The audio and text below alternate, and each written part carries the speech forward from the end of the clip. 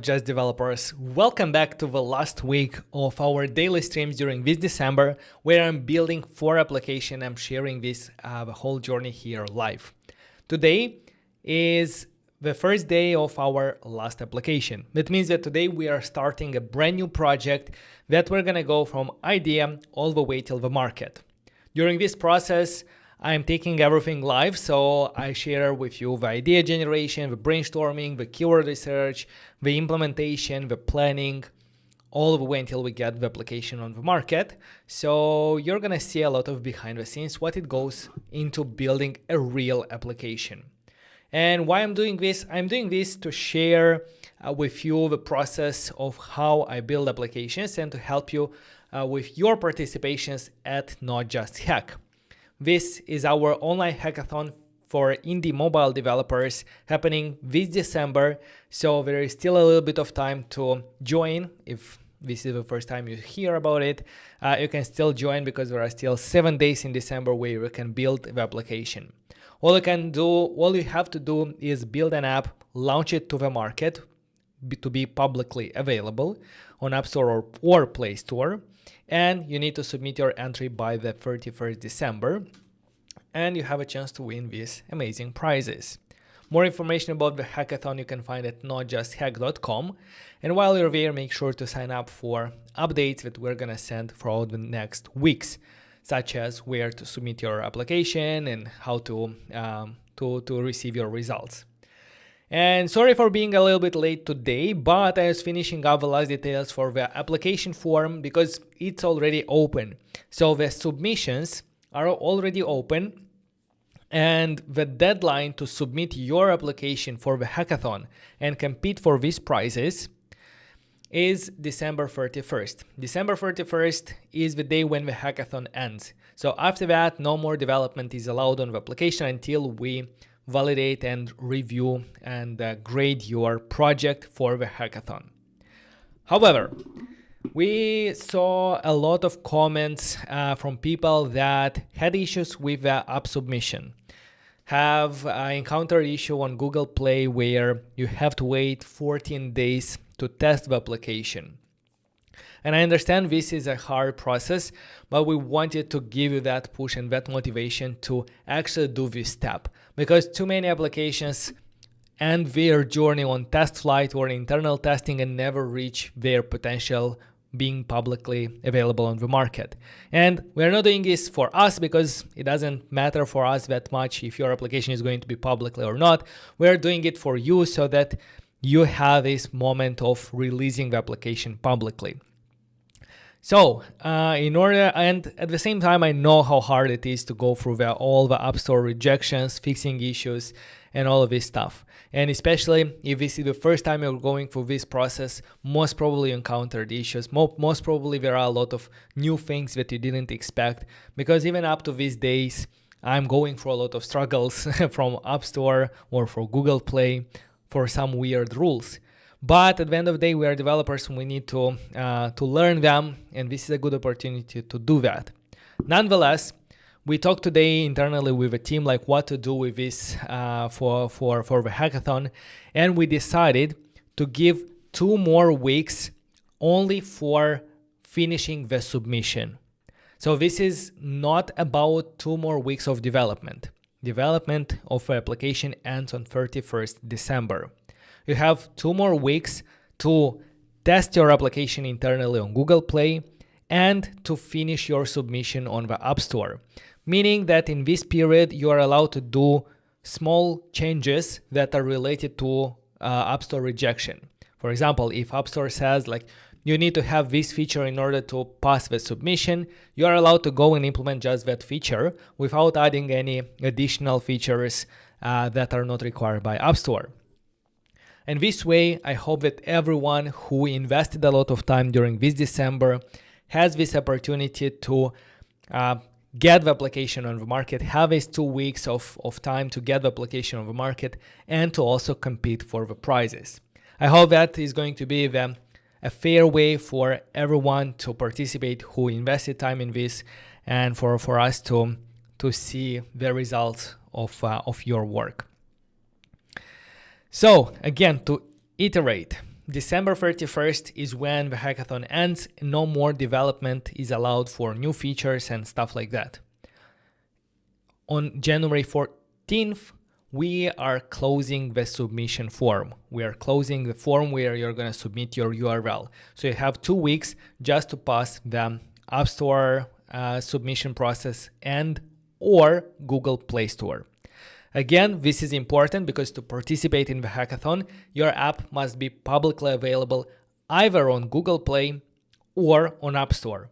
You don't have to publish to both of them, only one is fine, but at least one should be publicly available. And on Google Play, you need to test your application for 2 weeks internally, and you need at least 20 testers.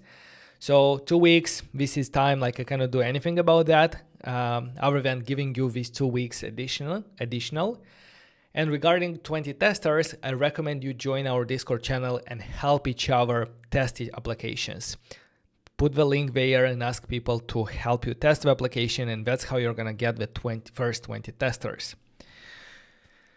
All right, before we dive into today's topic, let me know if everything is clear with the submission and things like that. Oh, the URL to the submission form you're going to find by going to notjust.dev. So if you go to notjust.dev, the big button at the top says submit your application. Just press this button and you're gonna get to the form where you're going to submit your application to participate in the hackathon. This form is very important. I don't know, I want to make it super clear. We're going to look at these submissions. We're gonna download the applications from the URLs that you provide here.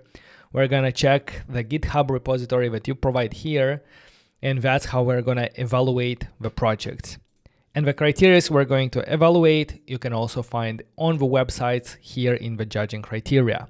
We're gonna look at the innovation, at the business viability, functionality, and user experience. So this is how everything is gonna happen. So you have 1 more week to finish up, like maybe adding the last features, fixing the big bugs, and then you have to stop working on new features and already focus on making sure the application is available on the market. Speaking about source code, you don't have to make it public. You can keep it private, but in that case, you're gonna have to give me and Lucas access so that we can look at the source code to make sure that the work on the application has been done throughout the hackathon. We've been very clear from the beginning that all the work should be done during this December and should be documented in Git. So we're gonna look at the Git history to make sure no crazy commits of copy-pasted code happened.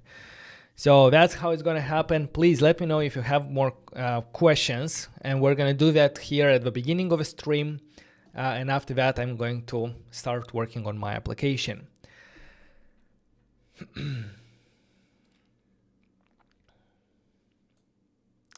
Vladimir is saying, I deployed application to the application, but today I submit one more update. Hope it will get to the store before Christmas holidays.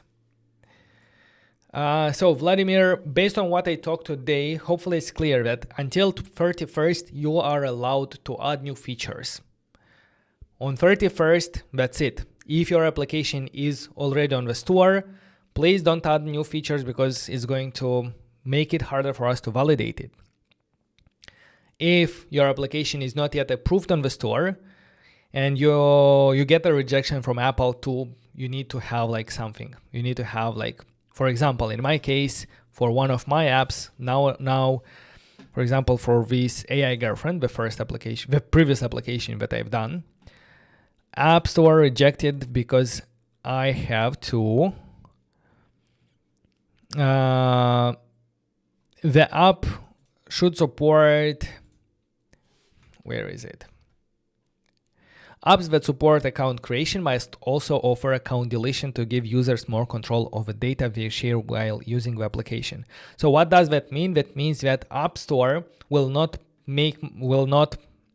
approve my application unless I have a possibility to delete an account.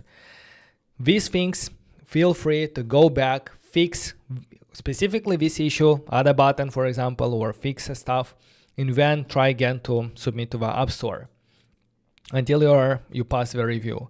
But in this process, again, don't add new features that are not related to what Apple asks you. Is that clear? Let me know, please. Project regarding complex animation in React Native. We have something on our channel. We're not going to do this during this hackathon. My goal here is a little bit different, but I'm sure that during next year, we're gonna have a lot of tutorials regarding animations in React Native.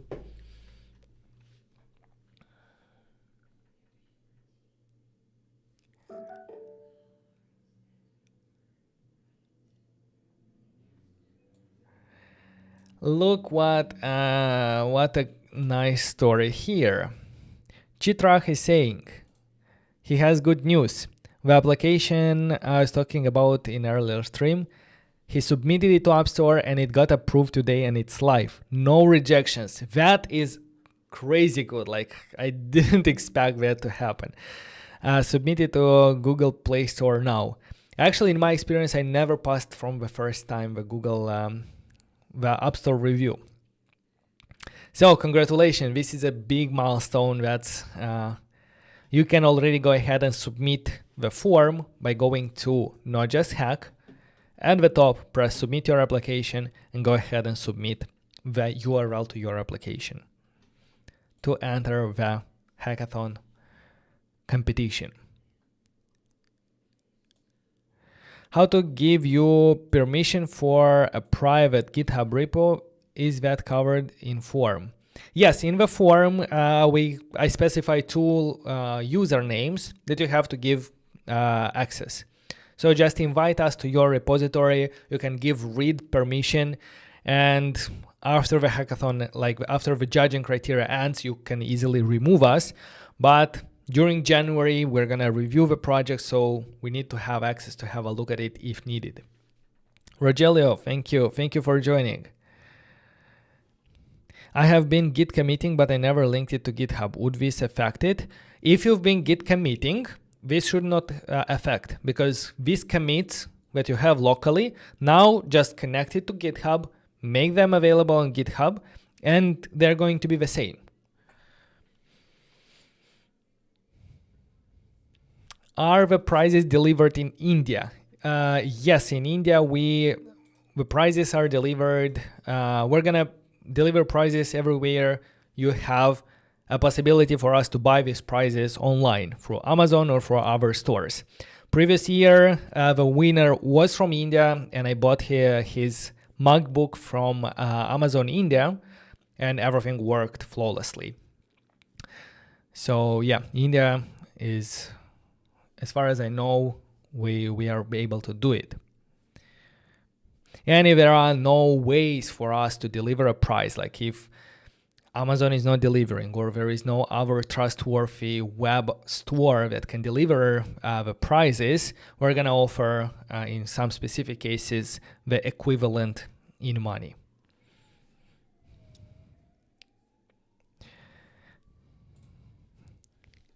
My app did not have a good name. I finally changed the name to my app and it was approved. It is the only one with that name. Nice, Javier, let's go.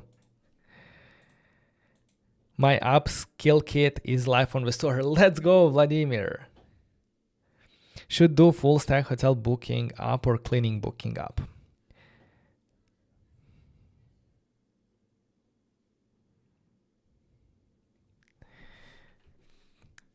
Hey, Jesse, thank you very much. Guys, again, any more questions, please let me know. Is it clear with the submissions, with the deadlines, and what you have to do? Because as much information as I can give, I'm pretty sure there is still going to be confusions. So we're going to send this information again over email, but remember the two important dates. December 31st, the hackathon ends at midnight in UTC. So try not to have additional commits or additional features added. And January 14th is when the submission form is closed, and but we're gonna start evaluating and judging projects that are ready even before closing the form. So submit it as soon as possible, and we're gonna start evaluating after December 31st. So you can submit it now, still add maybe 2-3 features, and after December 31st, we're gonna start evaluating them. It is clear. Okay, hopefully I will trust Ilya, and hopefully it's clear for everyone else, and we can continue with the application that I'm building. Because during this whole process, my plan was to build 4 applications in 4 weeks. We are on track because we already built 3 applications, and just a quick update about them. One of them is ready, is public on the App Store. This is the invoice generator that we built in the first week. The second one in the second week was a AI chat-based language learning application. This one has still an issue passing the App Store review, and same goes with a girlfriend. This is the last one I built previous time, and as you saw, I need to add account deletion. Most probably, accurate metadata. What's this?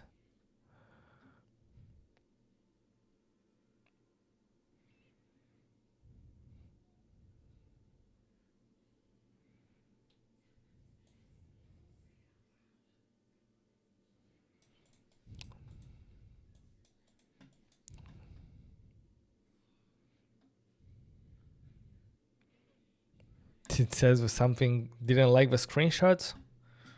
That's interesting. So it's hard for me to build new applications and fix the previous one, but it's important, so I'm going to do that a bit later of the stream. Dev Minds, where do the submission? The submission, you go to notjust.hack.com, and here there is a big ass button, submit your application. That's how you get to this form. I can paste it here.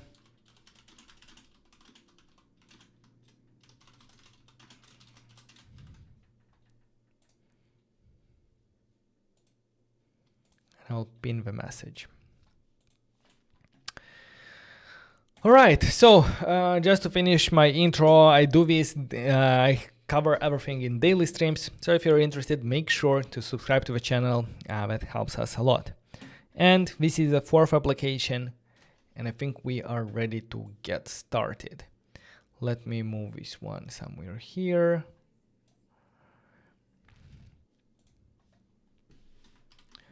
And let's go ahead to do some ideation, because to be honest, I'm not 100% sure what application I'm going to build. This time I'm building apps that I want to build in a way once and use App Store optimization to get downloads simply by people searching some terms on App Store and my application ranking high there.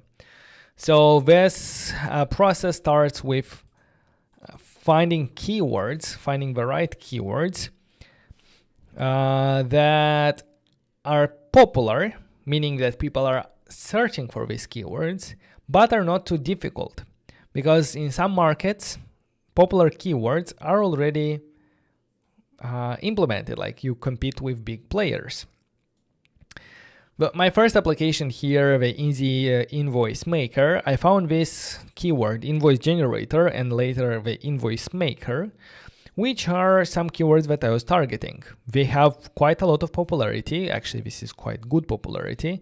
And the difficulty is around 50. Still possible to compete with the first places. My application started ranking, so it's still very far from some meaningful ranks, meaningful positions. But for example, for Easy Invoice, I already rank in the top 100 applications. So we can see here it's 85 at the moment. For others, like you rank high. For example, some of my application here is actually ranking the first here, but there is no popularity, because usually popularity 5 means actually 0.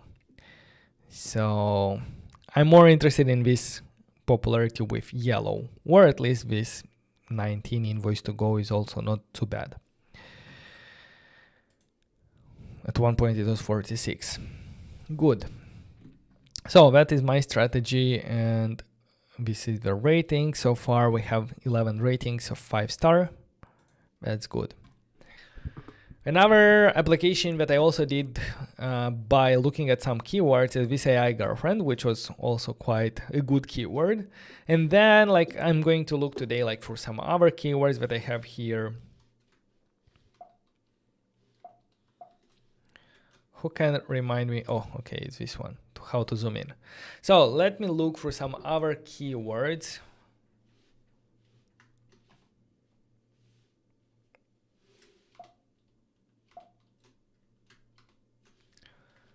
Where is the chat?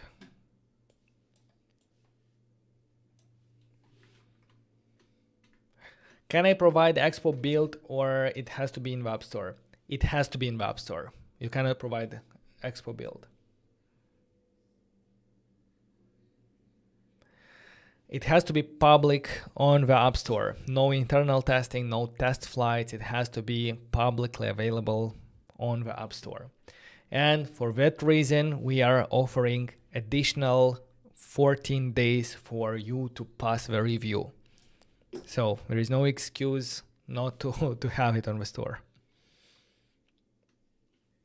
You can watch the video at the beginning. I explain very, very clearly the deadlines and all the phases of a hackathon. So make sure to watch that to know what to expect.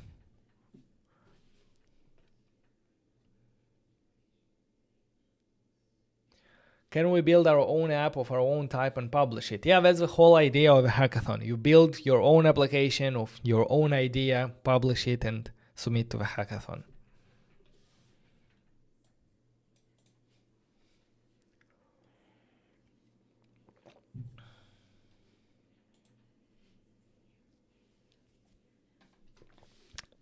Javier is asking, should we not make any more changes after App Store approval?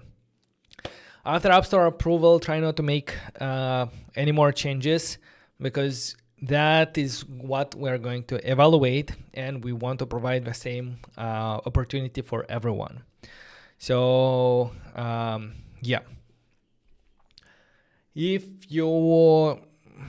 we're going to try our best to evaluate as soon as possible, and maybe send you an email once that is done, so that you can continue working on it, because I understand there are people who want to continue developing the application, but at the same time, we want to evaluate these projects based on this 1 month period that everyone had.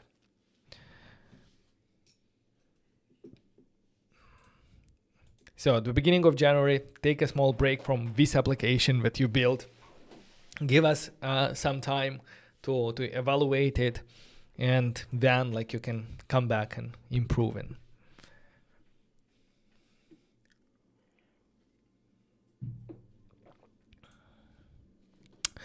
Okay, so coming back here, let me look at some keywords. Do you have any ideas that you would like me build? Any keywords that you can recommend, that you can recommend, so I can research, and if it's good, maybe I can build. This was the thing with the first application. Some of our subscribers recommended the invoice generator, and it was actually a good keyword. What app is that? This is Astro. Yeah, it's called the website is something like Try Astro. I had some ideas about music, but this, if it's popular, like it's overcrowded, because there are players like Apple Music and so on. What else? Some random ideas here. What caught my attention is this net worth tracker. I started the research with a net worth tracker, which was at 23 popularity and quite good in terms of difficulty, 50. And then I was looking for these applications, finding like new keywords and so on. And the more I was researching, the better keywords I was starting to find. Until I found like this kind of like budget planner, money manager, expense tracker, money tracker, and so on. This is an interesting topic for me because I'm personally interested. I'm a numbers geek when it comes to personal finances and money. So this would be an application that I would build for myself. Some kind of a personal money tracker, planner, money planner, or net worth tracker, and so on. Maybe not necessarily expense tracker, because I'm not the person who tracks like every small details of the expense, but at a bigger level like budget and money tracker and so on would be something interesting. I've done a similar application and it's this one. It's actually available on the store, Savings Goal Tracker. And even though like it's a financial application, it's very specifically like I build it with the idea of creating savings goals and tracking them. Basically, I want to save for a house down payment and I want to visualize my progress toward that goal. So that was the application, this one.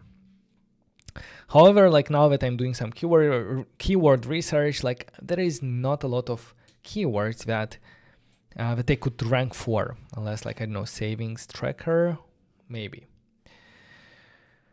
So that's why, and yeah, like I was using some overcomplicated tools there that I'm not sure if I want to get back to it. My idea is like either I go back to that application or I build a new one starting from scratch with this new process of looking at the keywords first, planning it, and building like a new application. Yes.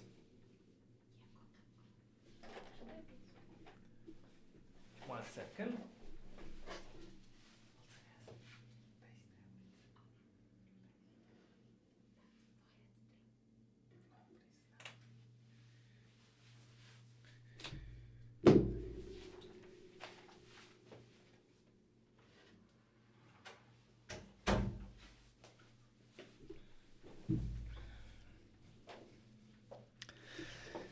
So I was thinking maybe that's going to be my fourth application for this week.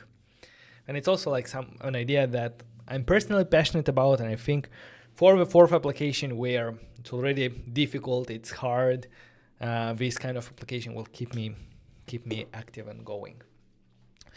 Someone is suggesting a calorie counter with AI and meal planner food tracker. Let's do some research there. Let's do a new app.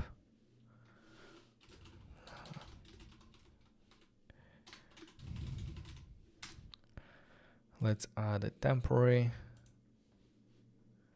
Where is it?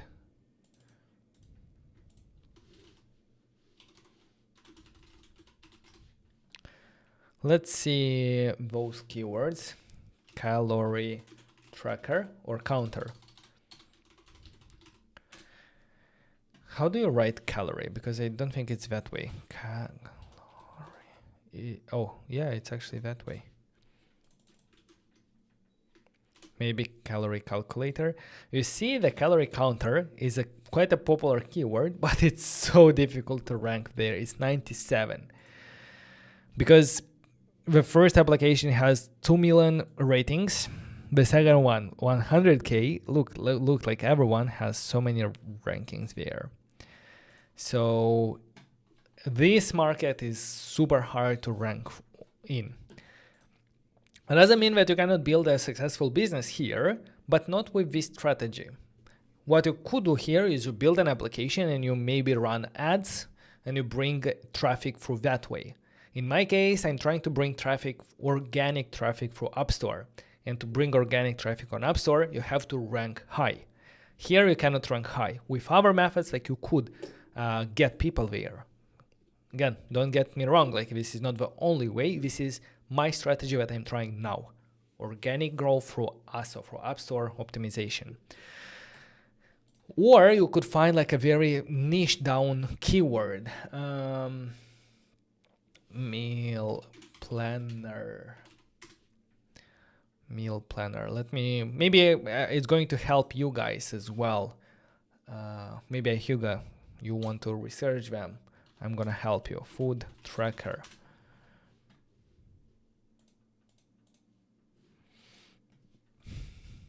So yeah, all of them are tough.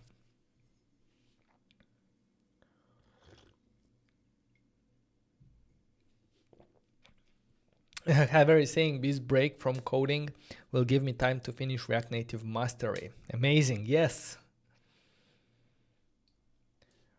Is this website you're looking for? No, this is an application. It's called Astro. It has this logo. You can find it, I think, at tryastro.something. And it's a tool specifically available on macOS and uses only App Store data. It gives you this data about keywords, popularity, and difficulty, and applications that are ranking there. And then you can also track your progress. For example, I can track how I've been ranking on this keyword. So here I was growing in ranks and then decreasing and so on. And you can also track ratings. Pretty cool, because competitors of this application are crazy expensive. Like they are a couple of hundreds a month. This app is less than 100 a year. So the yearly subscription on this one is less than the monthly there. And I'm not affiliated in any means with this application.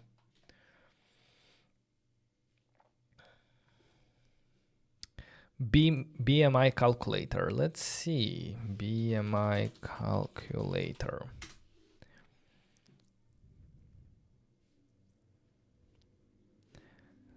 Doesn't update always, but you have to change, and then BMI calculator. it's easier to rank for a BMI calculator. Most probably because the top ups there are not, we do not have so many ratings. Actually, it's not like too bad of an idea, to be honest. As a first application, a BMI calculator is an app that you definitely can build in a couple of days. And difficulty 63, not too bad. Not sure if you can monetize it, but maybe to track, yeah, I think you could optimize it.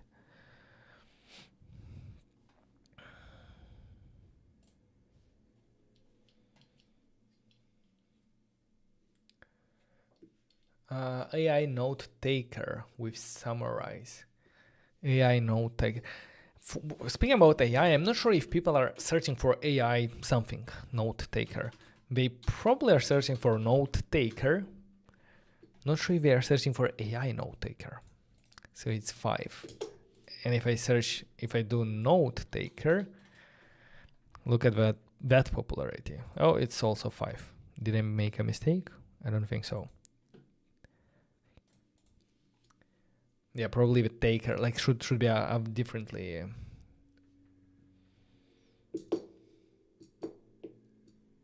Split-wise, track the expense amount with friends.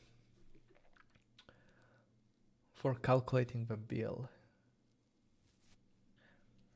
What's that? I don't understand.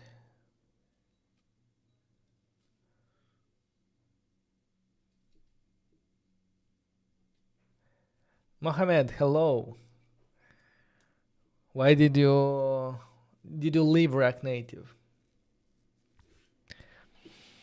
Alright guys, so most probably I'm going to do something here. Now is the time to think like what exactly I'm gonna do.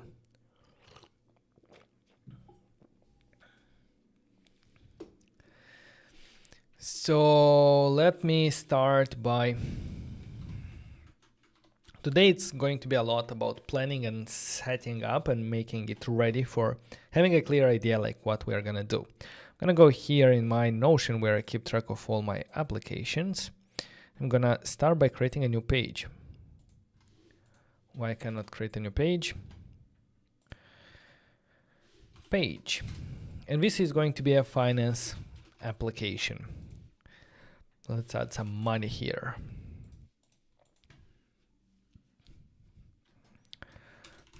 Personal finance app. track your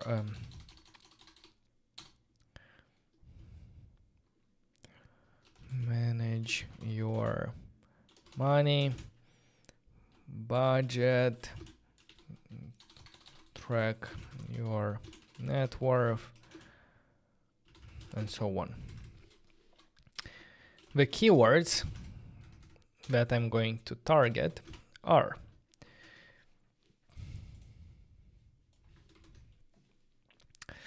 let's take note of some of the top keywords here.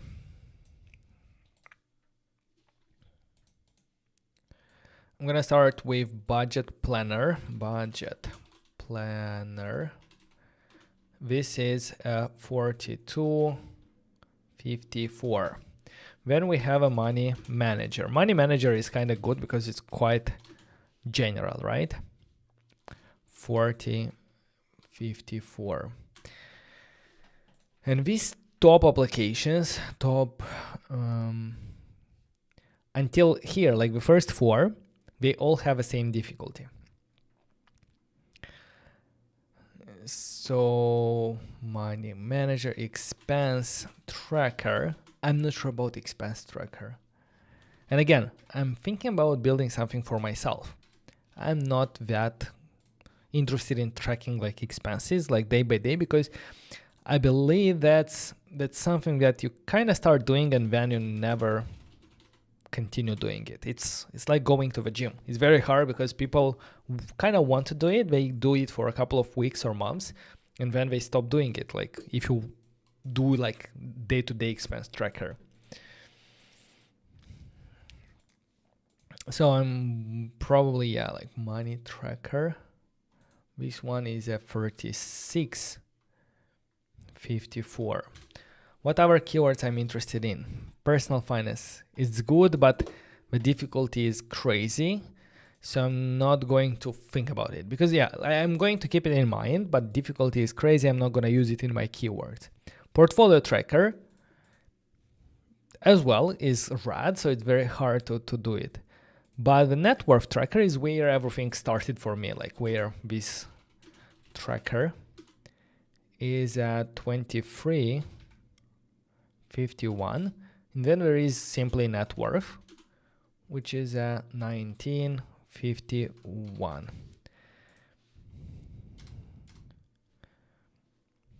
So I would separate them into two parts. Like these are the top ones, like really good. And this one are a little bit less popular. The 51 is a little bit easier to rank for. And it's like very much more targeted because a money manager is very wide.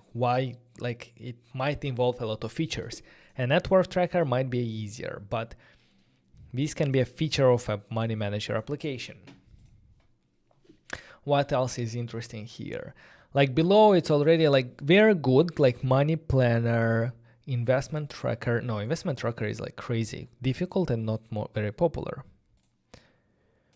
What else? And from 5 below, like there is no point in looking because it's mostly nobody is searching for these keywords. Personal budget, money planner. So I need to think about here. Again, I have a lot of things, so let's probably say that we're not going to focus that much on expense tracker. But money manager, money tracker is kind of the same thing. Budget planner can be part of this and net worth as well.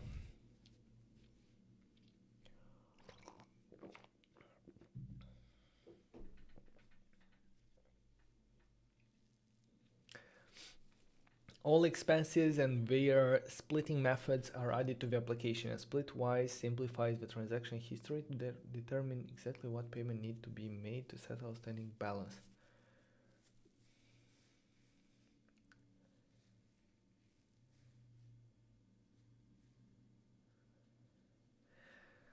Siddharam, but in what cases would you do that? I know, like when you're living together with groups, you do that. But in that case, like if you're a student, I know you do that. But I think like as you grow up, like not sure if you need that kind of application that much. What about your tax calculator or tracker so you know how much you will get during the tax season? Tax calculator.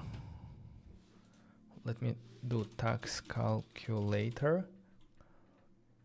This might be some kind of crazy good ideas where it landed.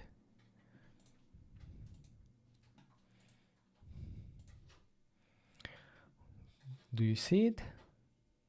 Tax calculator. It's a popular keyword. 67, quite hard to rank for.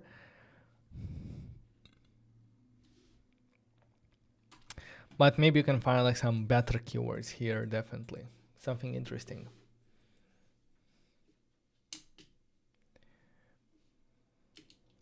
Vadim, do you maybe know how to set supported destination in Expo app.js to be only iPhone? Yeah, I did that for the previous application. And let me open it up. And it was super easy because app.json under iOS, it should already have a support tablet, and it's usually true, but if you set to false, it's not going to be available on iPads. So yeah, iOS supports tablet false, that's what you need. And in that case, you don't have to provide screenshots for iPads. And that was like a little hack for me to simplify the screenshots, because I always hate taking screenshots. And I said like, I'm going to disable iPad for now.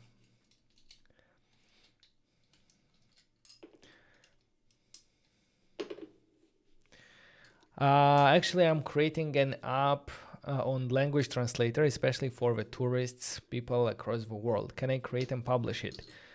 You don't have to ask me for permissions. You can. We live in a free world, so you can do that. Nobody is gonna stop you for that.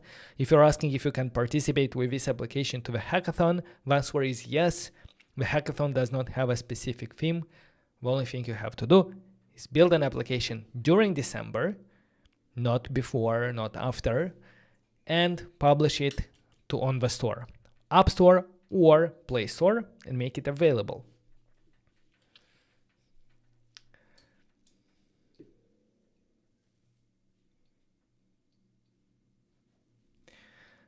When I test my app with the backend on localhost, it works fast, but when I host it on the backend, it renders lazy. It depends on where is your backend. Like if your backend is in USA or other parts of the world, like yeah, it's going to take a little bit longer. Also, it depends on the sizes of the data. Like data itself is going to travel fast, but if you have like huge images of 10 megabytes plus, then it's going to be slow. So you would have to think about how to optimize images. Images are something that are draining your throughput.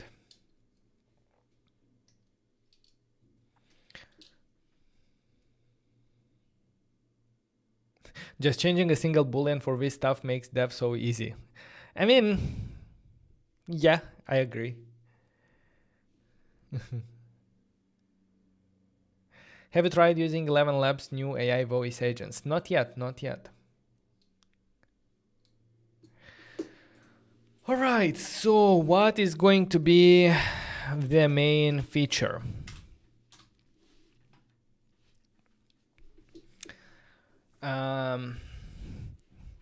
Yeah, because if we think about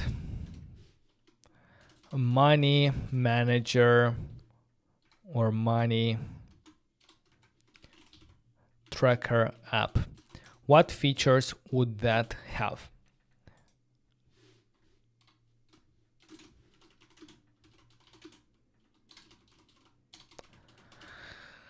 Money manager, you'd be able to, first of all, everything starts with incomes. You track your incomes. You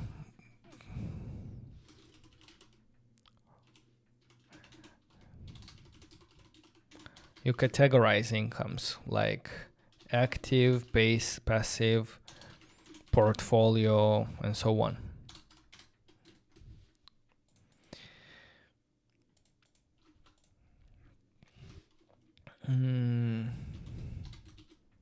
Create budgets.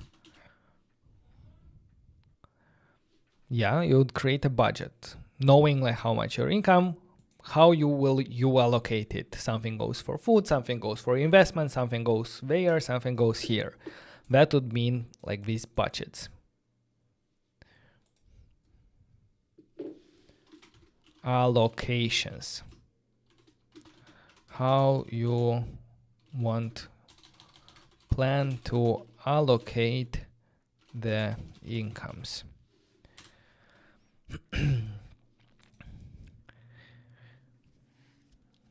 So these are not actually expenses. You're just tracking. Oh, wait a second.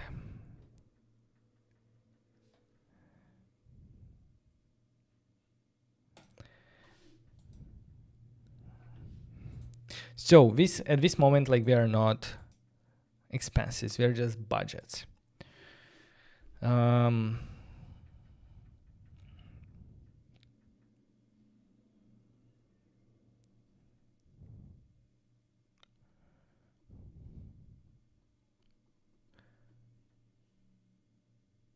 Yeah, AI analysis feature would be like a good power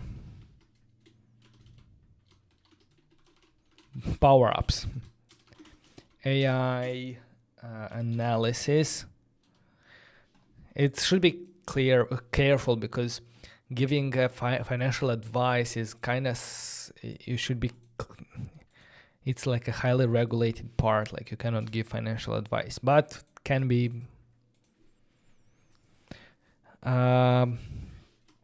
tracking assets, for example.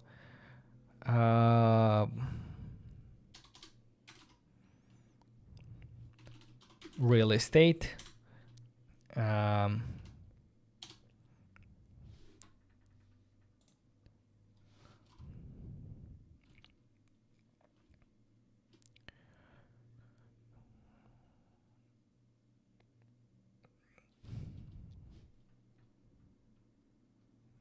investments in companies or ETFs and so on. This can be even automated to automatically track their value,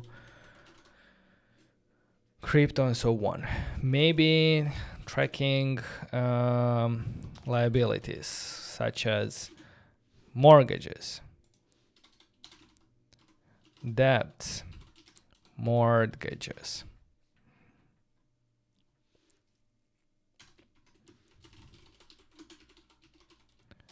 And net worth would be like a sum of these assets, liabilities, and so on.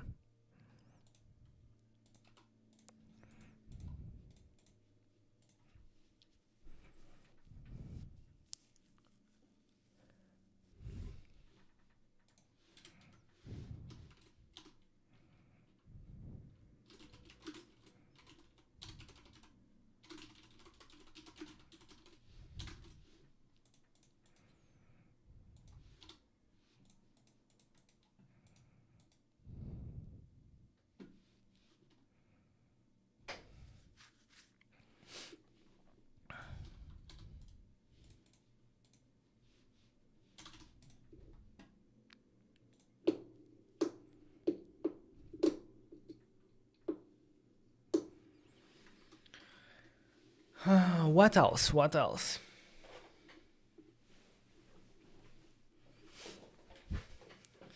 I could look at some of application here. For example, in the, maybe not in the budget planner. Let me look at some money manager. For example, what's the top one? Money manager, expense and budget, 13K. So let me see something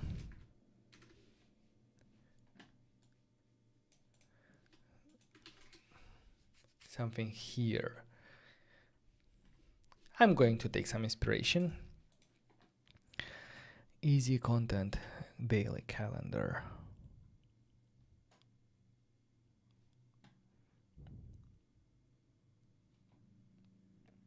Like, this is like day-to-day expenses. Like, I don't think I want to go into that direction.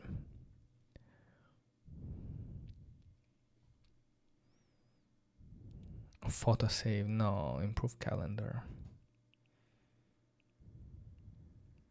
Cash, accounts, card, debit, savings.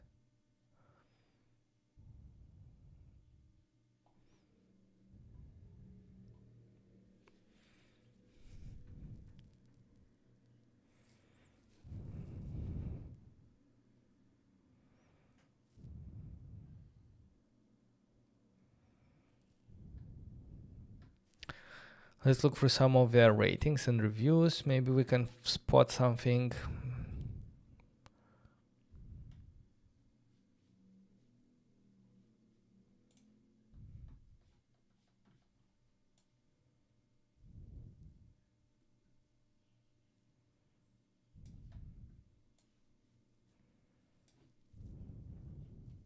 What I would like, this is something that we are looking for.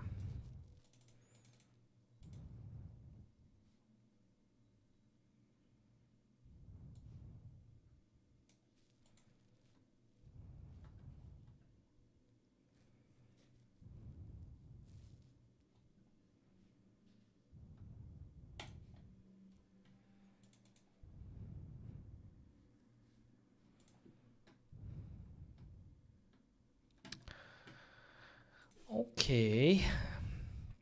What else are we going to look at? Manage your money.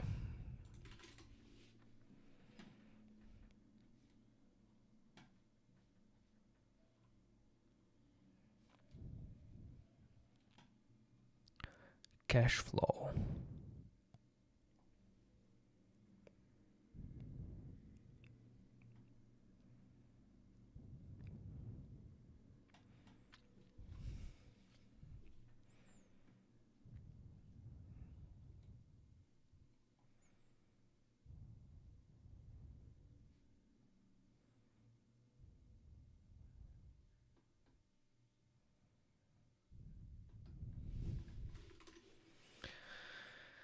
Okay, Rocket money, what's that? This is subscription. Yeah, this is something else. But it also has net worth.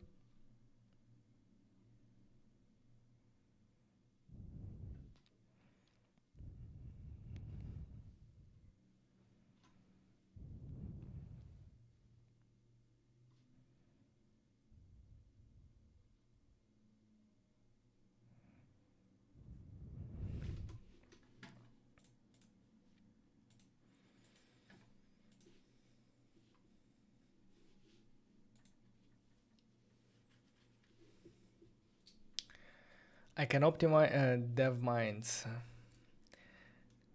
They are the same images, but it's think about like how they have to travel. Like locally, they don't have to be downloaded.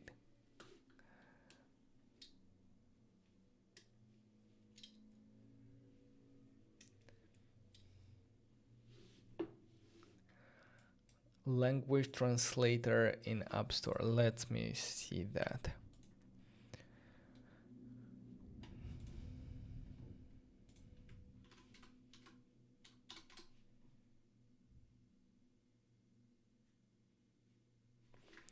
It's a 5. This is like very hard. And wait, is it translator? I think correct way to write it. So language translator 4263. It's interesting how translator, the difficulty is 95, but here it's, yeah, kind of looks good. There is opportunity here, I guess. 4263. But yeah, don't take my word because I'm still learning this process. But difficulty is not too crazy. Tracking net worth. Okay, give me 1 second. I need a toilet break and then we continue. Maybe it's already time to start working on something, but I still need to think like what I'm going to focus on. So can you answer me a question, please? If you're watching this live, what aspect of a money manager application would you personally expect or need? What are the top 1 feature here that you would like to use? That would help me a lot.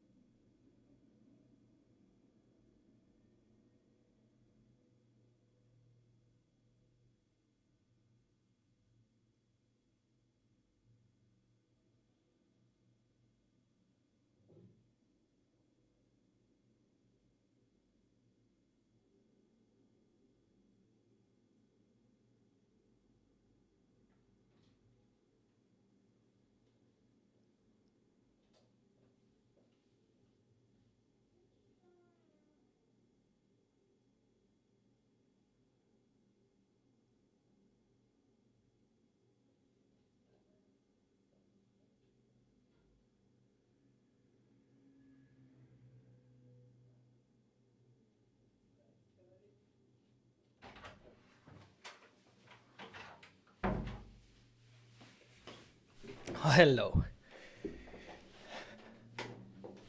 Charts by allocation. So charts for budgeting, all right? Charts.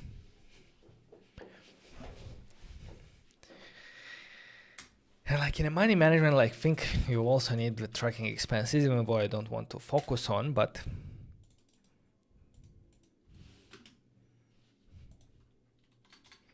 because the budget is something that you plan, but the expense is actually what happens.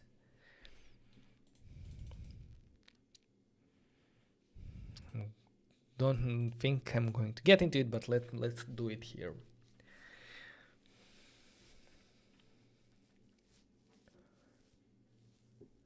Reminders, perhaps in-app notifications, but reminders for what? What do you want to be reminded about?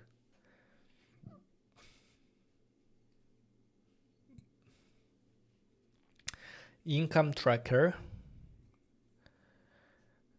and assets tracking, such as investments. Maybe something like expense journal that allows you to see which exact days you fell short from your goals, like in a calendar.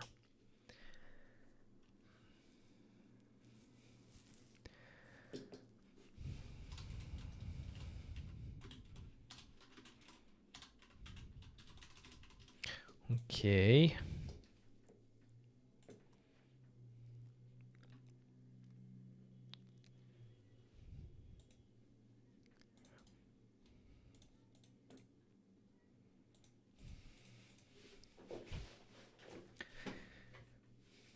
I have something I always need. Let me know. What's that?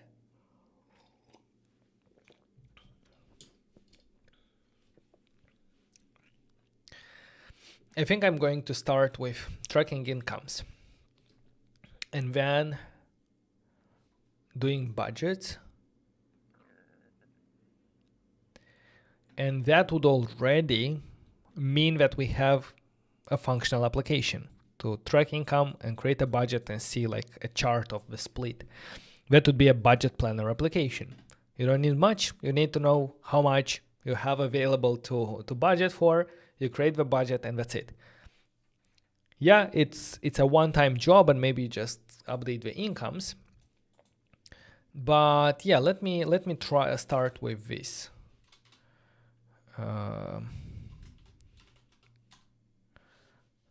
I'll start here and here. And then I'm going to see like about assets, liabilities, net worth, and so on. So the main feature is going to be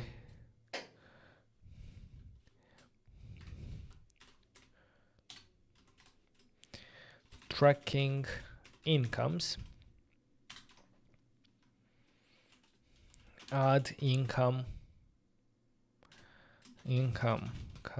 categories, passive and so on, active portfolio, edit incomes. Then budgeting. Allocate money to different categories. That are going to be the first two main features, and from there we start adding and we do more things. Vladimir is saying actually maybe it's not too hot. See money I have and put what I plan to buy and then show screen how much I will have if I spend on all that. I thought before to make something for this, but you can make it if you want.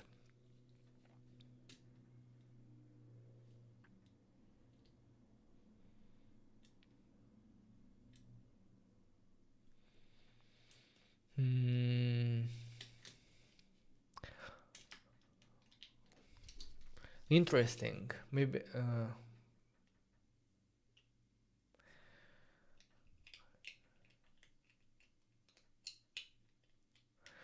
yeah, I'm not sure what to think about that.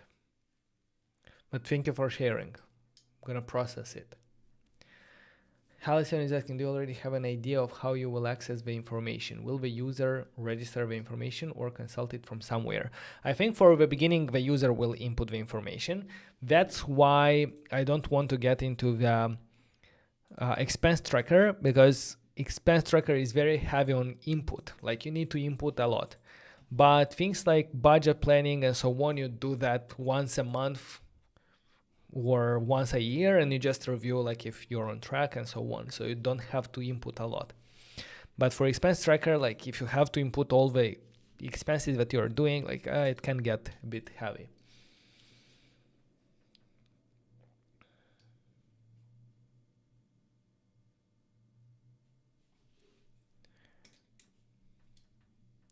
It's like, don't spend that money, you will not have enough to end the month. Okay, maybe this application will have like, will show you how much is left, or it's going like how, for example, AWS is doing, like at the middle of a month we have like estimated bill at the end of a month. So it's not currently how much you spent, but what is the estimated. So maybe estimated leftover or estimated money at the end of a month, and this could take into consideration bills that will come over and so on.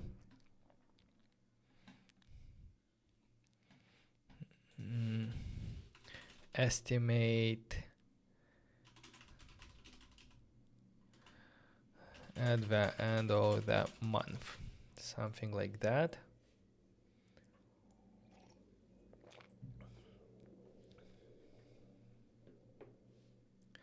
Of course, I agree with that. What I see most in the App Store are apps that require the user to enter data all the time. Yeah, and it's hard, like you're giving users a job. And it sounds good, like maybe people, oh, now I'm gonna track my expenses to be very strict about it. And then like after a couple of weeks they stop doing it because it's too much of a hassle to always go into the application and write it down whenever you do an expense. So I'm trying to do more of a big picture application.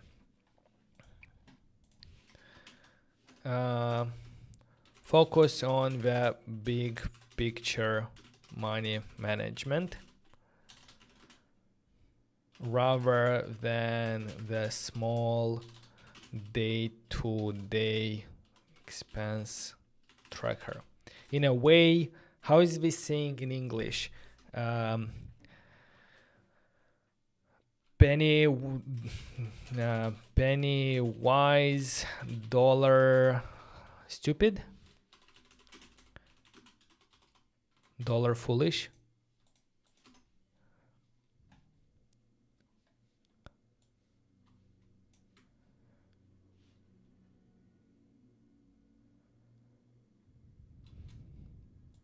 Yeah, so I don't want this. I don't want the application to be, don't be this.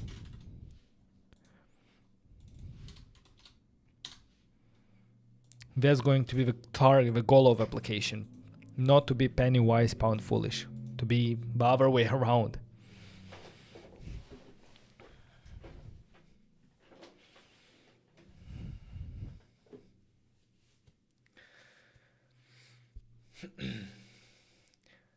Hellison is saying, by the way, I'm new here. I've been working with native iOS development for 8 years and I've been studying React Native for 3 months for freelance projects. Then I discovered your channel and it's helped me a lot. Welcome to our community. If you haven't already, make sure to subscribe. Yeah, we do a lot of React Native tutorials here, so I hope you're gonna find a lot of things to learn from.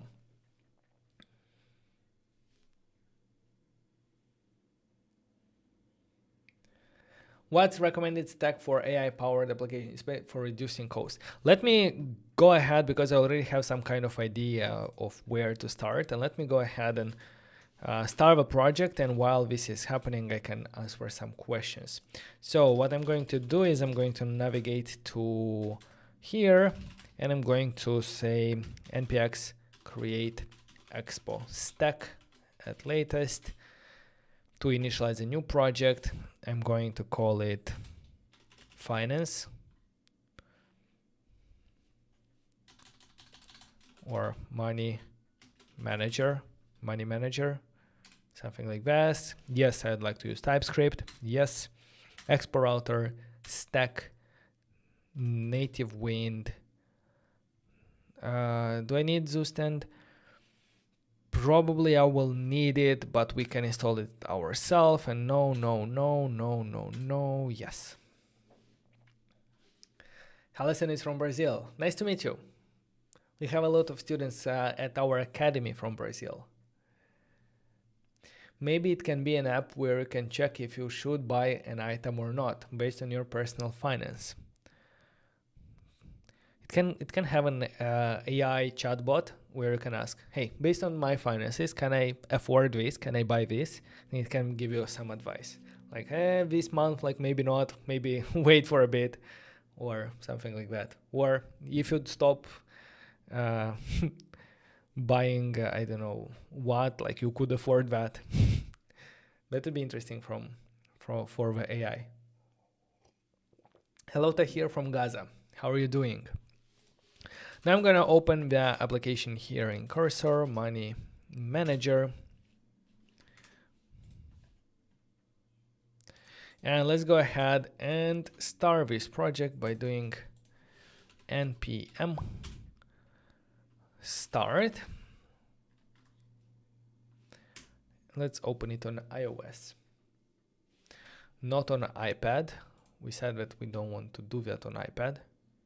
Maybe I'm going to go right away here for iOS and say, sorry, but for now, we're not going to support tablets. Maybe later, because it's not going to be hard, but it's hard now because I'm time bound. Like I need to do this in 1 week. So for that reason, let me open a iOS simulator. iPhone 16 Pro. Here it is.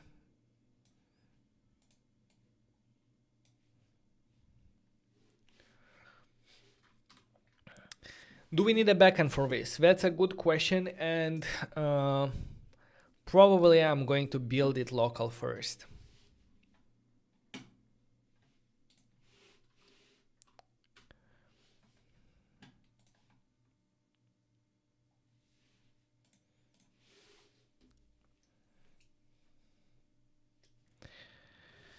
What's going on here?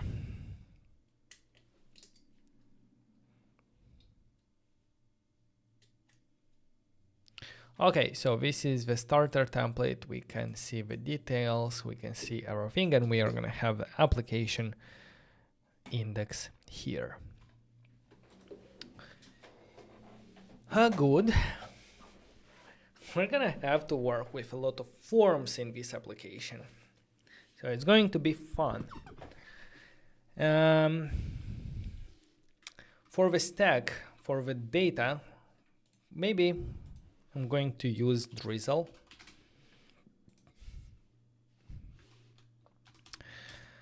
Drizzle or RAM.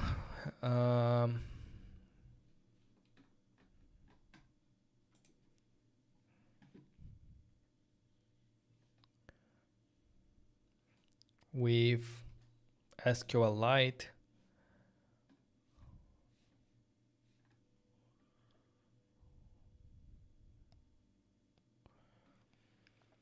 Drizzle is a ORM, like a tool to help us interact with a database.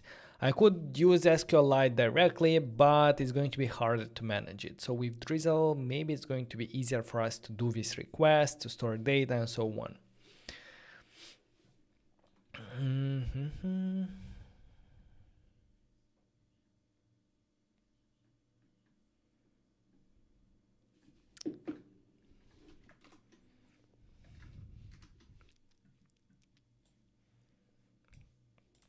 Okay.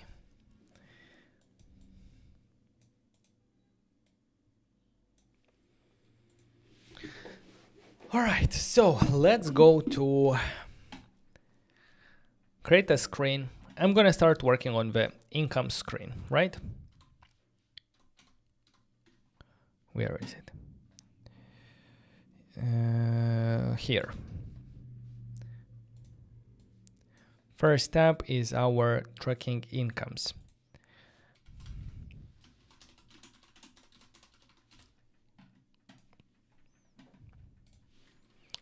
So we need to be able to add income and then see a list of incomes.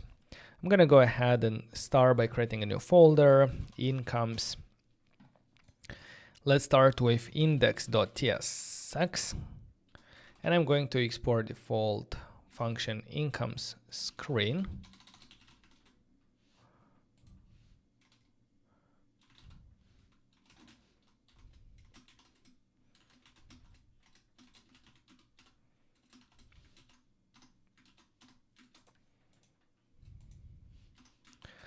Something like this. How do we get there? We're gonna get it from this index. Let's do, this link is going to be incomes. Initially, I don't focus on how it looks and stuff like that. I just need to make things functional. Incomes. I don't need this screen content, and I can press incomes.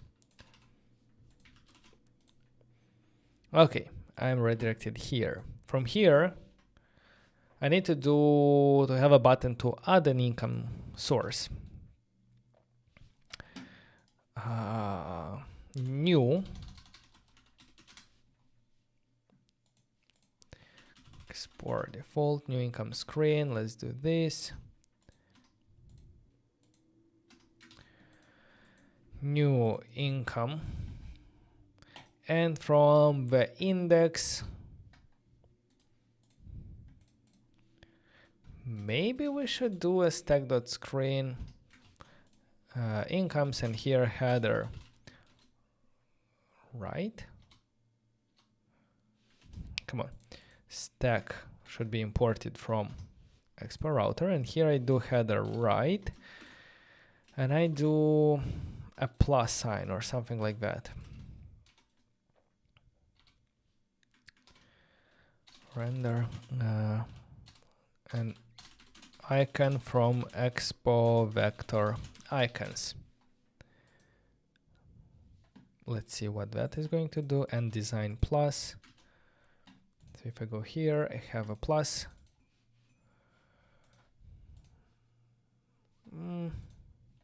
Yeah, it's okay. For now, it's good. And let's just do here a link. We're gonna link to incomes new with is child. So if I press here, we're gonna go here, but we also need, yes, new income. All right, so we got to this new income. What we need here is what information about an income we're gonna need. The name of it, right? So, well, first of all,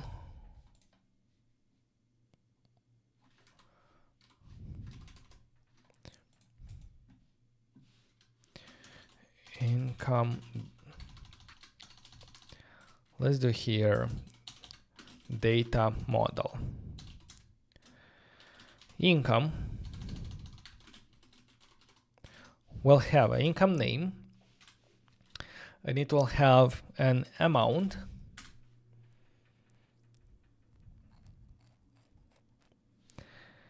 it will have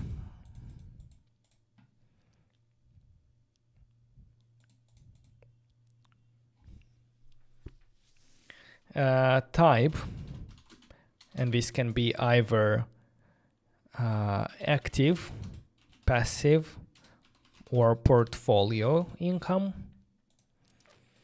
But for active, you can set the amount. For passive and portfolio, the amount is kind of not known. Like, should it be estimated income amount? Yeah, something like that. Maybe in future we're gonna need to know when how often it happens. For example, is it monthly or quarterly?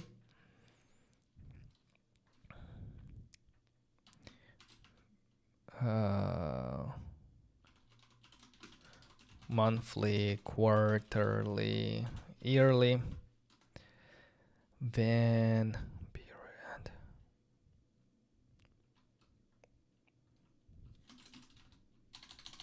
When.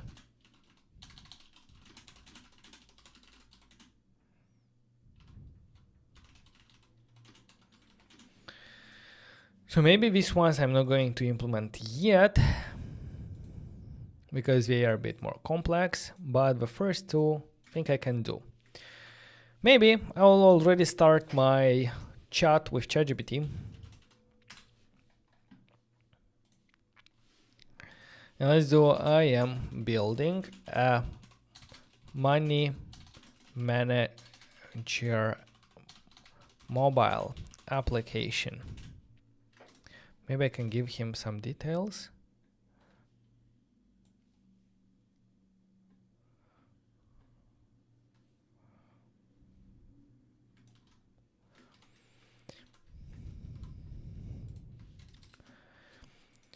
You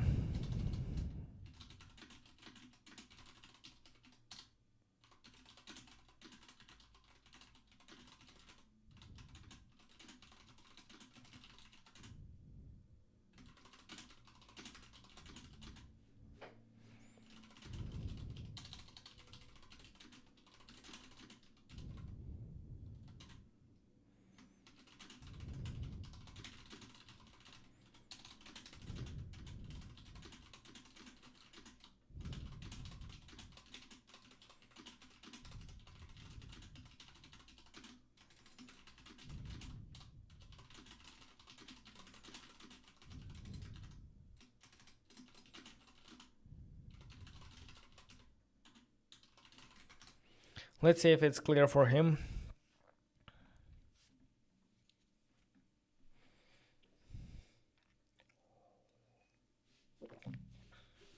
Link as shall do the same as router.push. The link itself does the same as router.push, yes.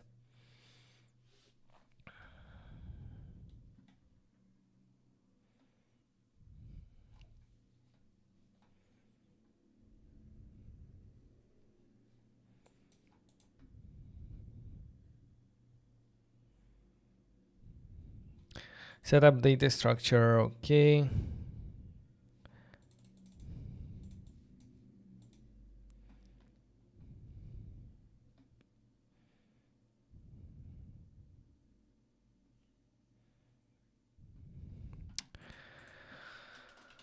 Let's now focus on designing the income tracker feature.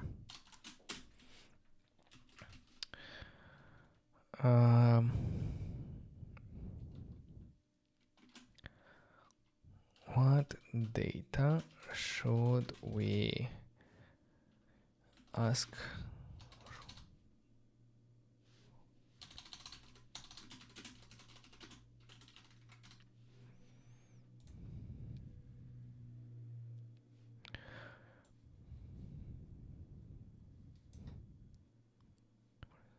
Name or description, salary, freelance project, rental income.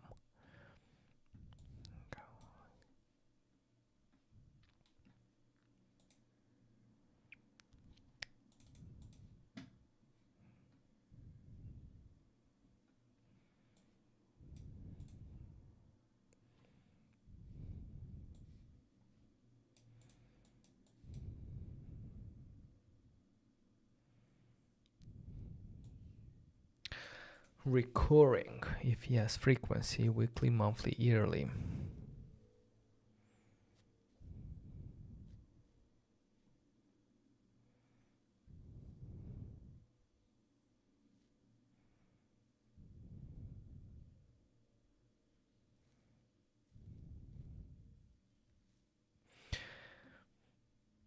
But this, okay, like I have a little bit a different idea of income tracking than this one.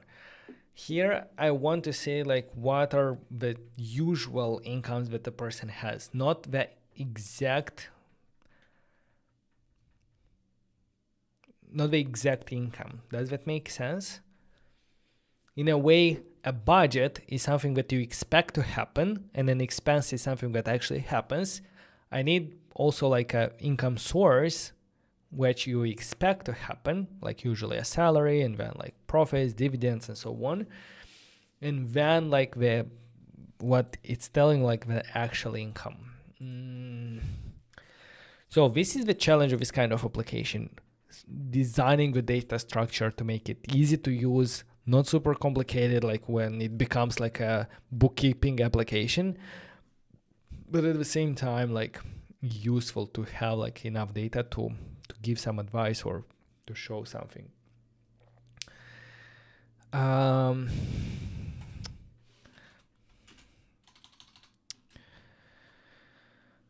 I am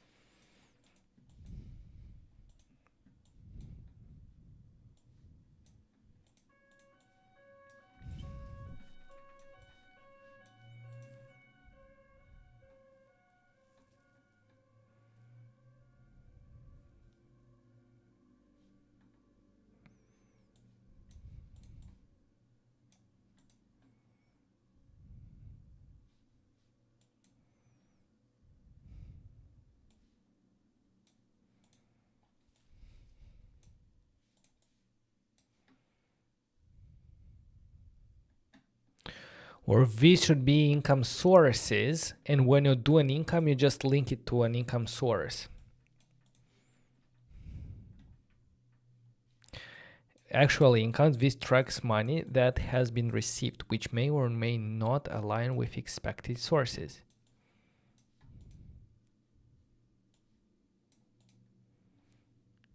Yeah, this would link to an expected income source, if applicable.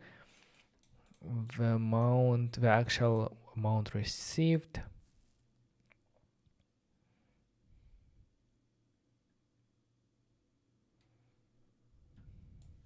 And yeah, I think that's how I need to do. There is expected, or yeah, like income source, and then actual income. And these are two different things. How budget and expenses happening. And expected income sort act as a template or a forecast for what the user believes they will earn. Actual income entries are logged as payments come in, and the app can match them to their respective income source, highlight discrepancy, less or more income than expected, provide insights such as total, actual versus expected.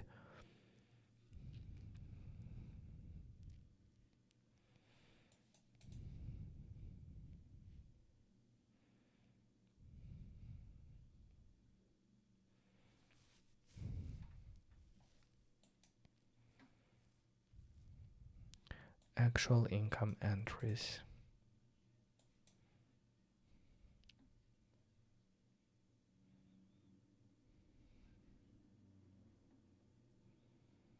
Yeah, I think this dual layer system is better. Think so. So my application, they will be track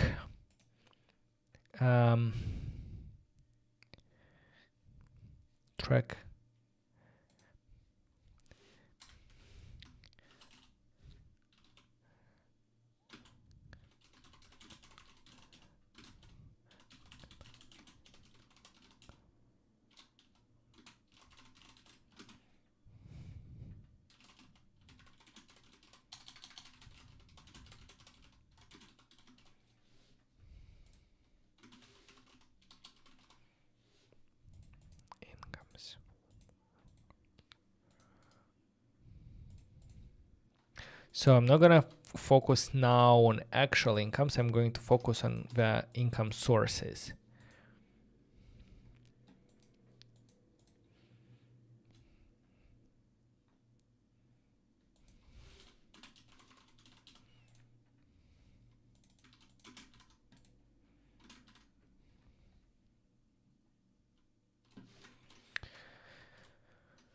Okay, so yes, let's do income sources and incomes.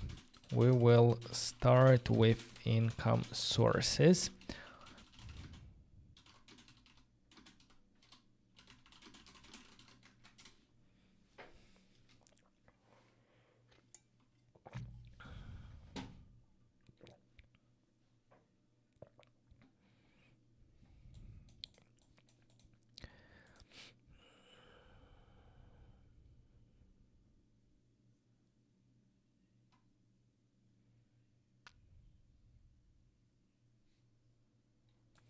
Currency. So I'm going to start with definitely name. Name category. Expected amount. Let's actually call it expected amount.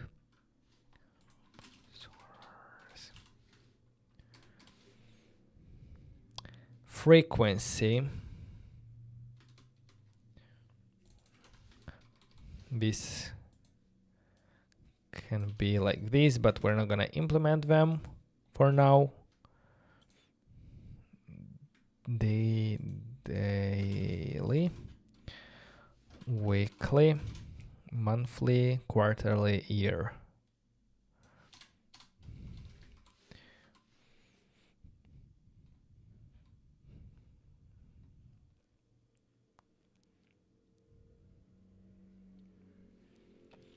End date, I don't think we need that.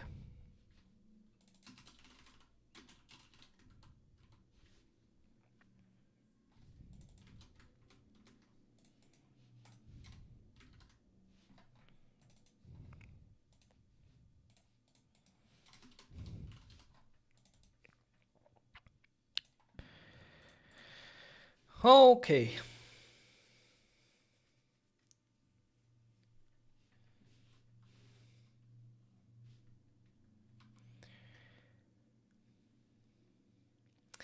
I have a question. My app is registered twice in index.js. What do you mean by registered twice?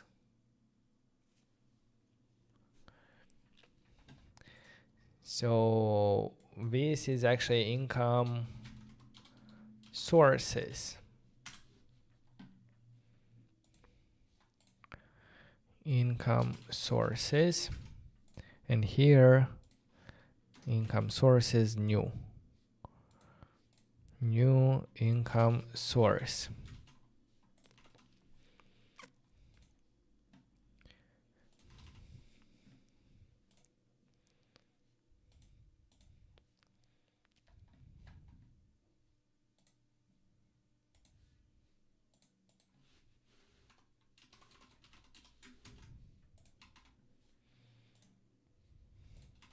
Why income?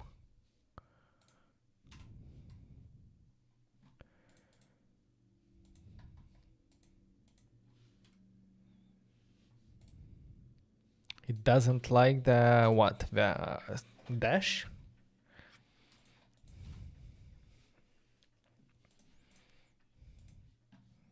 Income, oh, income like this. Okay. Income source is new. Good. So what we need here is going to be some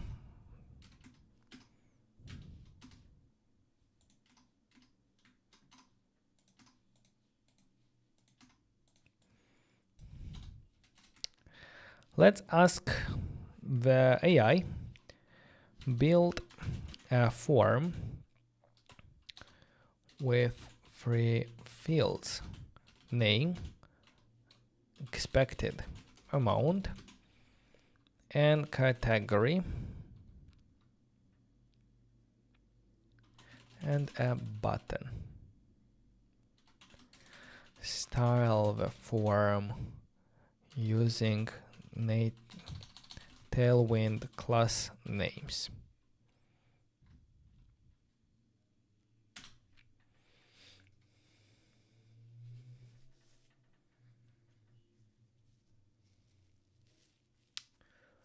Register component app name. Here it's happening in production version also. Don't really know, to be honest, what's happening there. So if I add this one here, let's navigate. Let's go here, and we have something.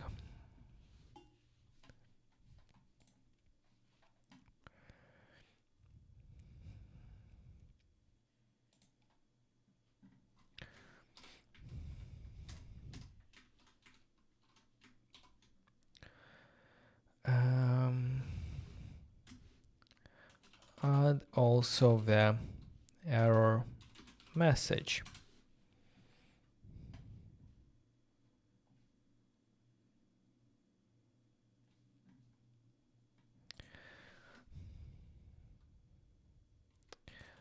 Add the text that will display an error message under a specific input.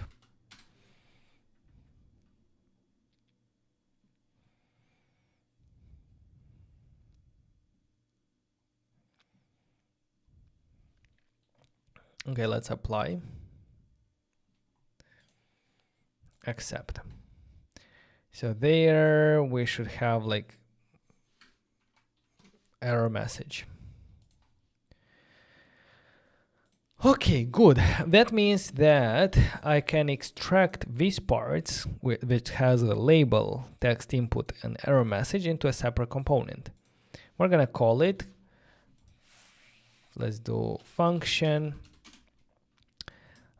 custom text input.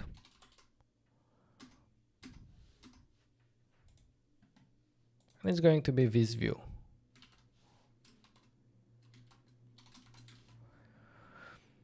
Now, let's do this one into a type. I just extracted the type into a separate. And here I have the label. Placeholder will go, I don't need placeholder actually. And I don't need value on unchanged text. I need this custom text input to extend a normal text input props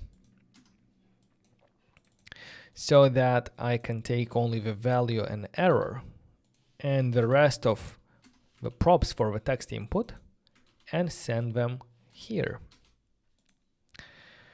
For the class name, I want to merge them together.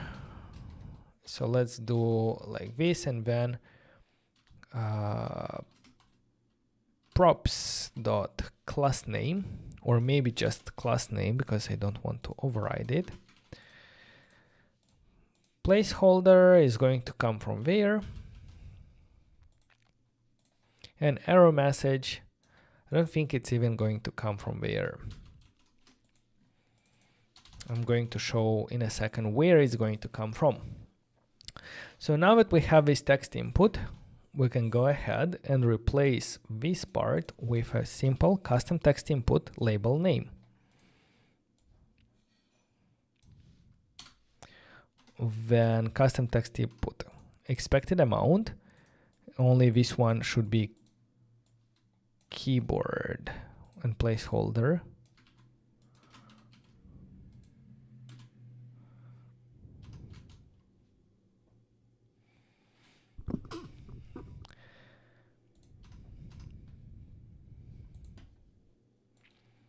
And this is going to go away, and this is going to go away. This one is going to be replaced with a button from components.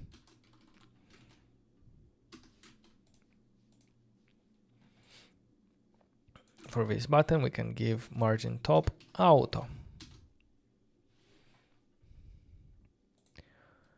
For that to work, I don't think we need this view at all. Yeah, something like that. So it's much simpler. Okay. Well, maybe we need this view. Is it space Y or just simply gap? I will need gap. Okay.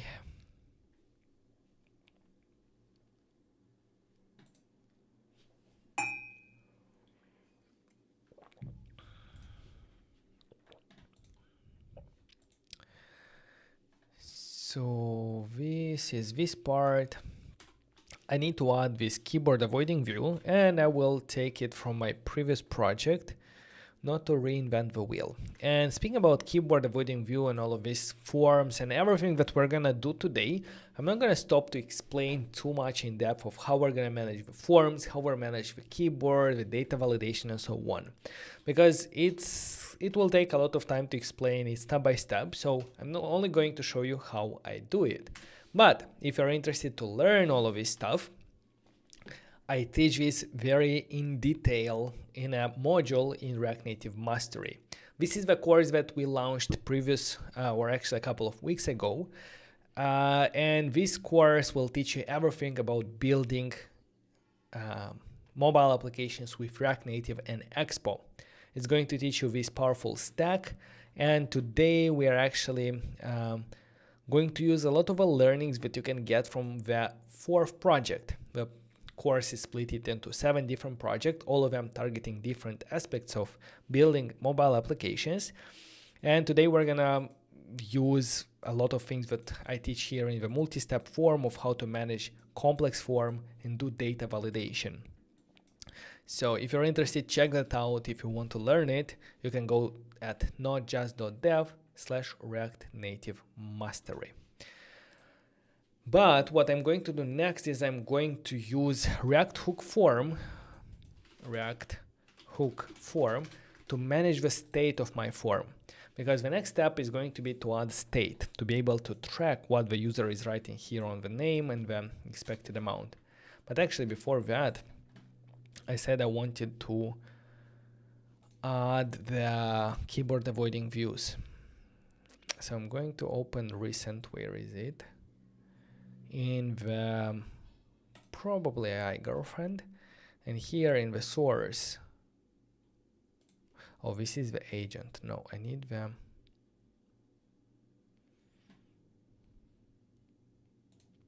application. In the source components, there is this keyboard avoiding scroll view that I will copy, and I will move back to my application.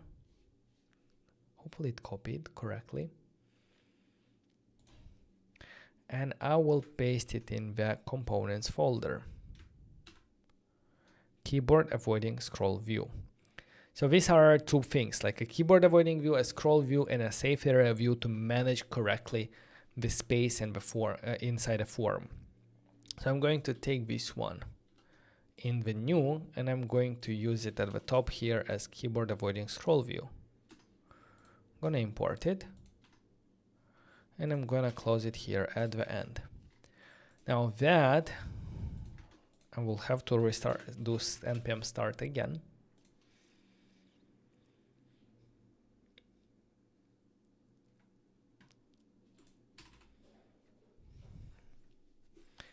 If I go here, new, come on, new, I come here, and if I will open the keyboard, we see that at the bottom the button correctly moves.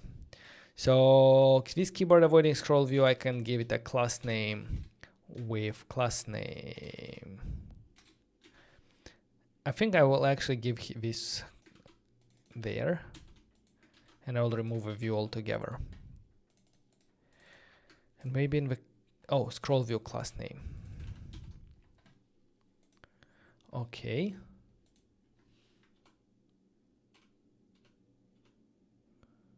Background white, perfect. So it correctly handles it, and it even adds a scroll view, so if there is a lot of items there, it's not going to do anything with it. So maybe we can do padding bottom 0. And in that case, it's going to be closer to the bottom of the screen.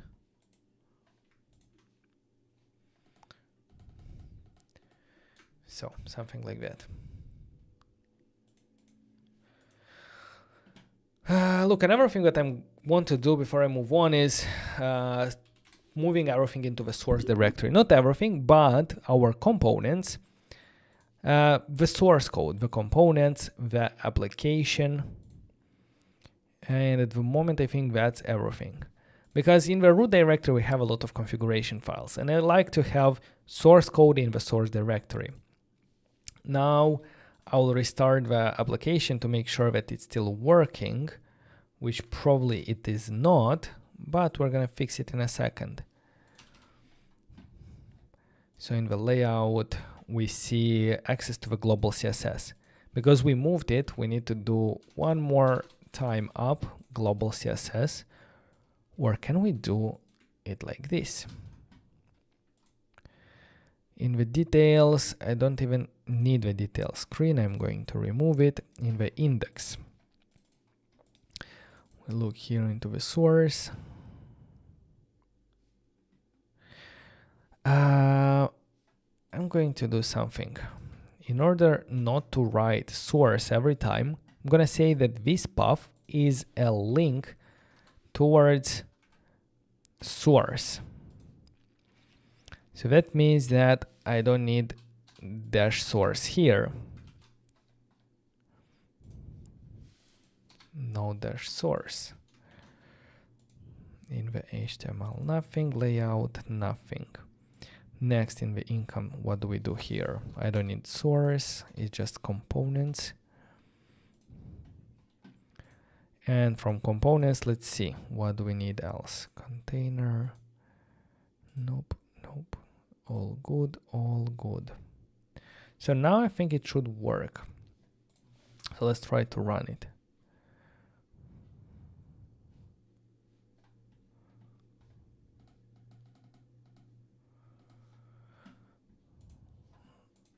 Why is not the index the home screen? This index should be the home screen.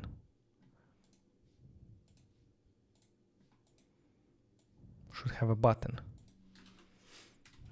Why not?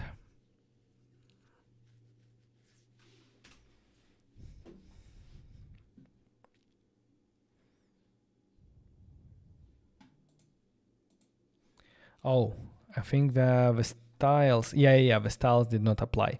I need to go into the tailwind, and where I have here .app, it should be ./source app, and the same here with the components, source. So let's try to reload.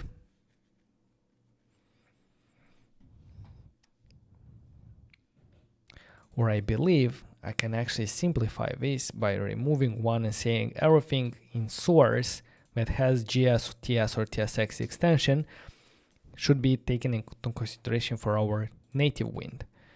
So now if I reload, it should still work, yes. And I can add plus here.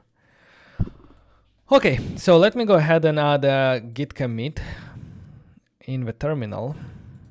Git add, git commit -m, setup basic project structure. Good. Now let me go back to these new income sources. We have this keyboard avoiding view, all good. But the next step is going to be to manage the state of our form. Basically, what is the user writing for the name, for the amount, category, and so on. The state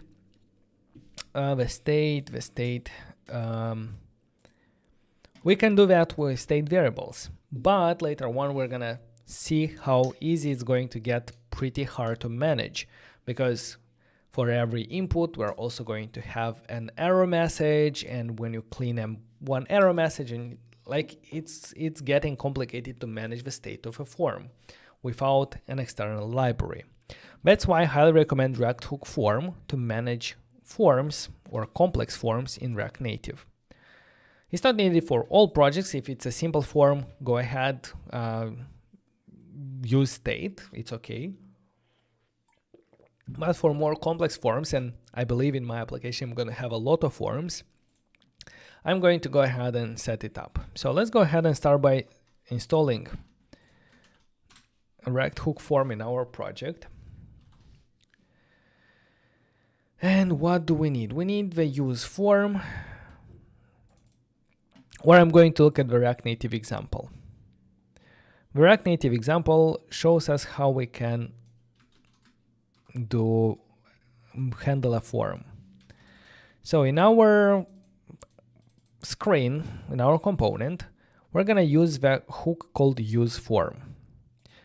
I'm going to provide here some default values, such as maybe name is going to be empty and expected amount and category. Then there is the control, handle, submit, and the form state with errors. Now, this submit, what's happening with this submit? We're going to add it to this onPress function. So when we press the button, create income sources, we're going to call onSubmit. That one is going to console log the data. If I do it now, it's going to console log like something else. But the thing is that it simply calls this function, and that's it. However, if we go ahead and wrap this onSubmit inside the handle submit function, what we actually do is we first validate the form using the rules that we provided here, and only then, if the form is validated, it's going to go to the next function which we provide here, which is the onSubmit. So that means that in the onSubmit function, here we are sure that the data is valid because we have validation rules. So that's going to be important for us in the next step. Now, what do we do? How do we do this stuff? Because if I press create, we get this data, because this is the default values. Even if we write something and then press create, it's not handled by the form, because we never connected an input with the form itself. On web, that is happening super easy. On mobile, it's happening a little bit more interestingly, but we're gonna get to a point where it's going to also be easy. So on mobile, that's happening using a controller component. So I'm going to go here above one of my inputs, and I'm going to render a controller. The controller needs a name, and this name is the name of a field that we are editing. For example, name in this case. It will need rules, for example, and here we can specify required true. And then it will need a render function, which will say how do we want to render this input. And we want to render it by rendering this custom input. So I'm going to put it here.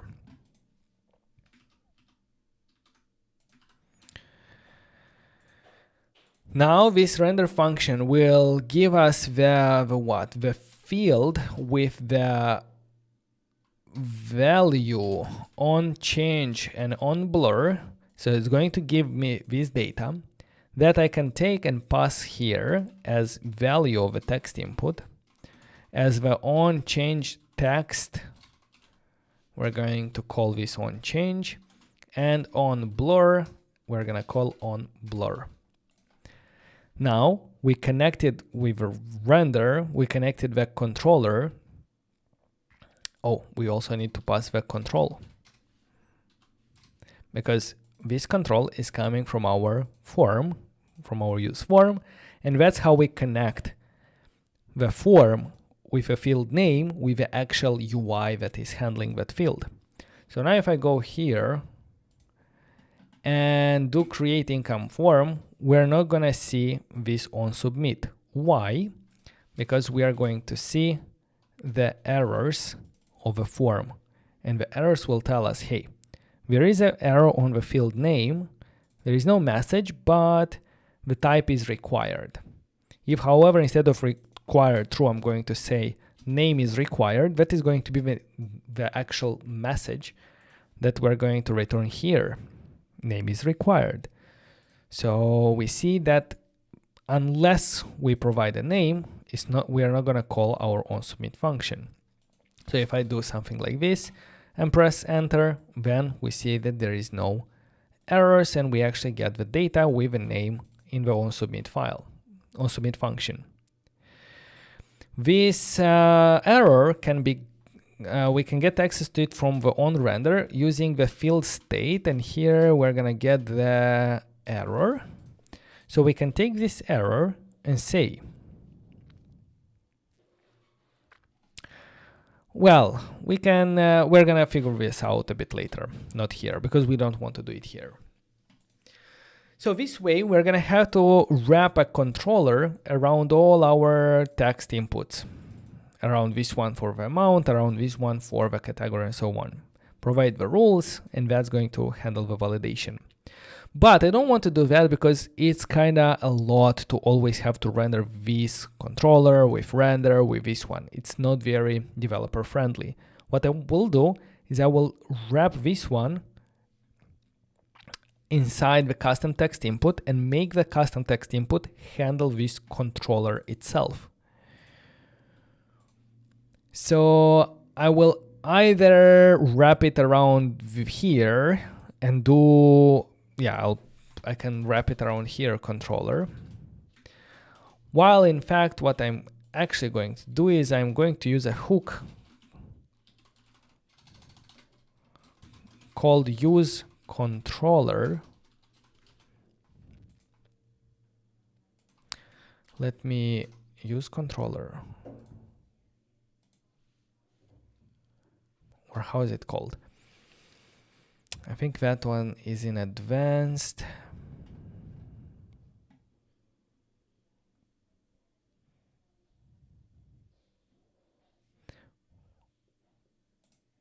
Form provider, use form.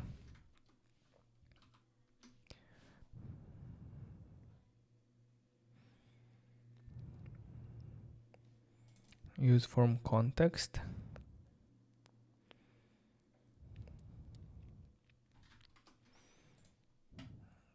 Is it use form context? I think that's the hook I want to do. And the form context will have the errors, will have the control, and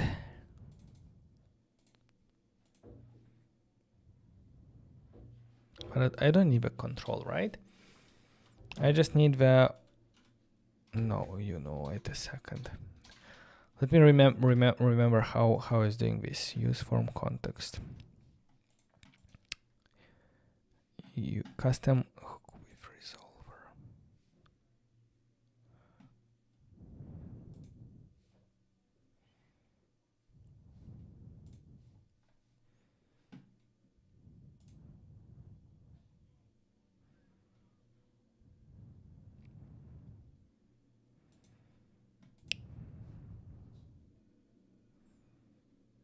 Use form, no.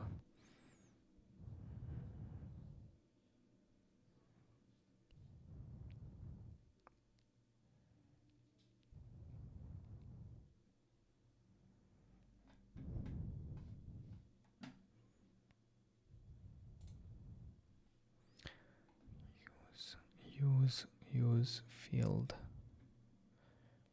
Use controller. Yes, it's use controller that I'm looking for.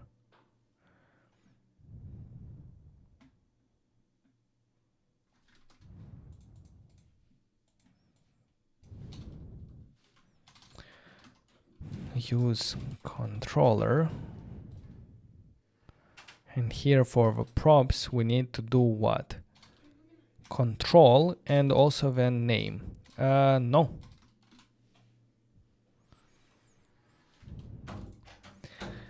Now this will give us access to the things like field and field state and so on. But we need to know the control and the name of a field. Now I'm going to take this from here, control and name.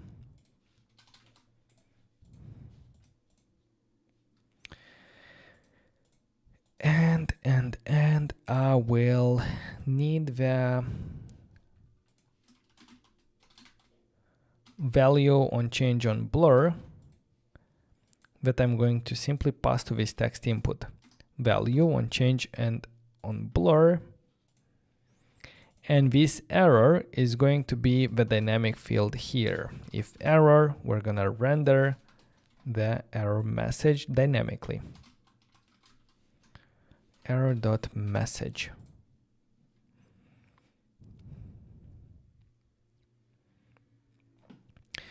So now I can render here a custom text input without rendering the controller at all. I just have to send here the, without on change and so on, I'll send the control and the name of that field. Same things here. Expected amount, and same things here. Control and name. And it's not yet going to work because I need to wrap them inside the form provider. And the form provider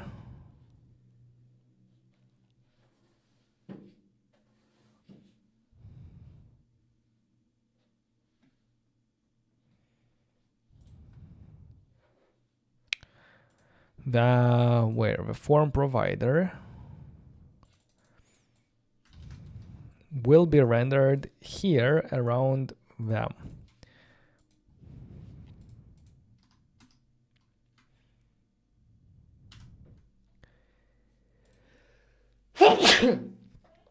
Thank you. Sorry. So here is where it ends. And the methods is going to be everything here. So methods. I can do methods dot form state dot error, and here I can do const control and handle submit. I will take them from the methods because I use them a lot. And in the form provider, I'm going to give all the methods there. Okay, so now if I go here and do create income source, nothing happens.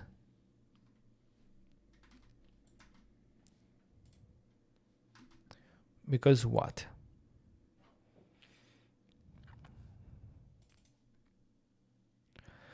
Because here in the use controller, I didn't specify any rules. So I can do here rules require this field is required just for testing purposes. And if I do create income, we see the error appearing on all the inputs. If I start typing in one of them, the error for that specific field is going to disappear because the state of that error is already handling by the use form.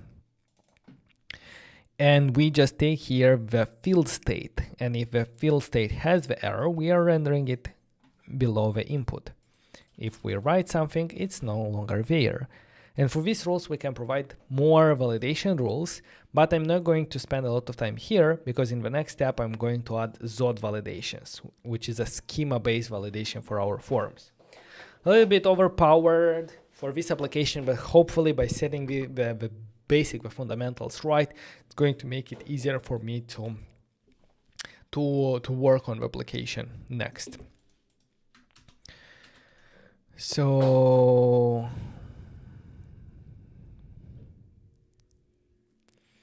and yeah, using this custom text input is quite easy. We just send a control, we send a name, and that's it.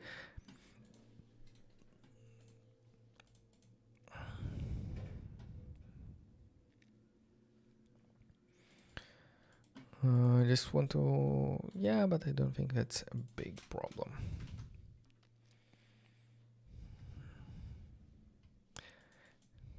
Form provider, is it the button is outside form provider? I don't think it's a problem because the button does not use anything from there, but we can put it here. So in a way,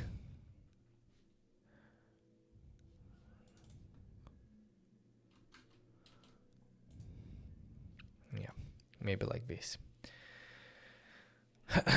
Okay, so that is our hook form. And yeah, at this moment, I think I'm going to extract this custom text input to a separate file because it's a custom component.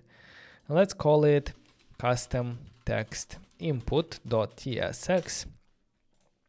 And let's bring this one here with all the things that we need imported. I will do export default function. I will remove the things that we don't need here.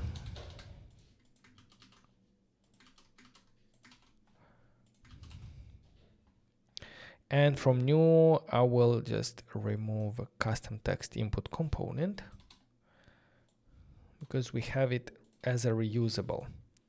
We just import the component. We also can remove stuff that we don't need here. And now it's a much easier to work. It's a 50 lines of code on the form.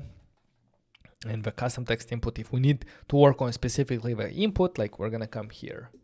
If I do this, this field is required. Okay, so I'm going to commit these changes. Git add git commit React hook form for form state management. And again, I didn't explain a lot because it's a lot, and I'm not going to have time to implement this. But in the React Native Mastery course, in this multi-step form, we learn this and even more about how to properly manage forms, how to build multi-step forms, how to do the state, the validation, error messages, and so on. So if you're interested, check out notjust.dev/React Native Mastery. I'm going to take a very short break and then we continue.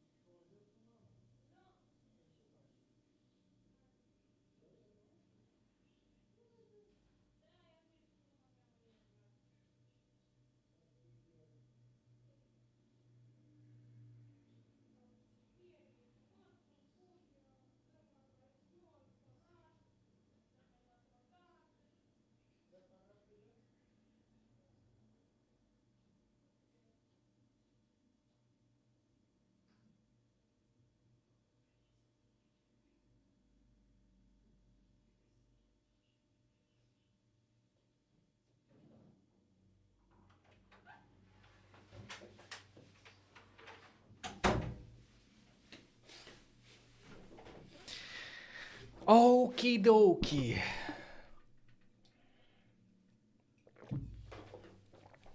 How's everyone doing, guys? I started coding and everyone got very it's silence in the live chat.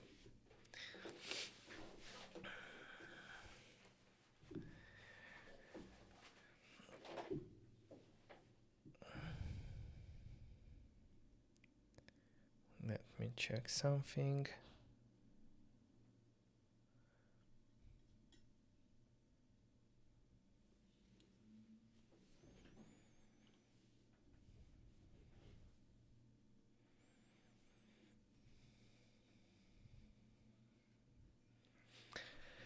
So what is next step?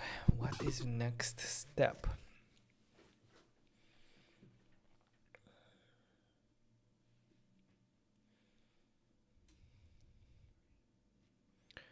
What I wanted to do, oh yeah, the ZOD validation. Hello, Jamie. For me, it's going good. I just started a new project. How are you doing? Jamie and everyone else who is just joining, just a quick update. The application form, the submission form for notjust.hack.com for our hackathon is open. So go ahead on our notjusthack.com, press submit your app and submit the application if it's already published on the App Store or Play Store.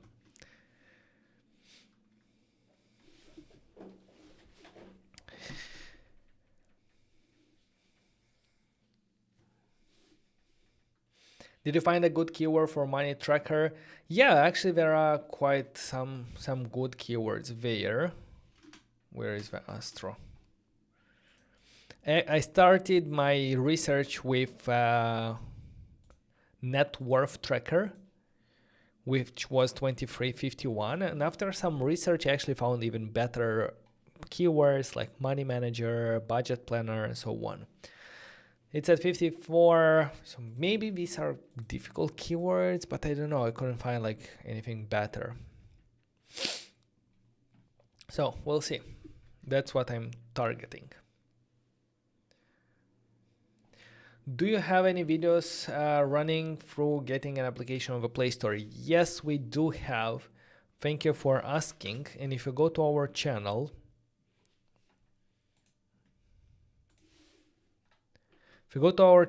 under videos and you scroll down a bit, you see 4 videos. What you're looking for is this: how to publish Expo to App Store or how to publish Expo to Google Play Store. And if you're using React Native CLI, Lucas also covered that here. But if you're using Expo, just check out these 2 videos. See? Perfect.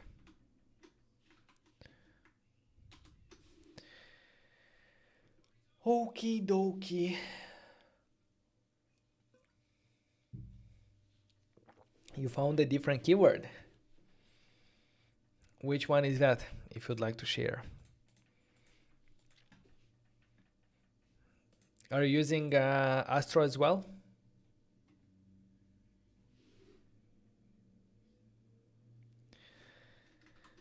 What I want to do next is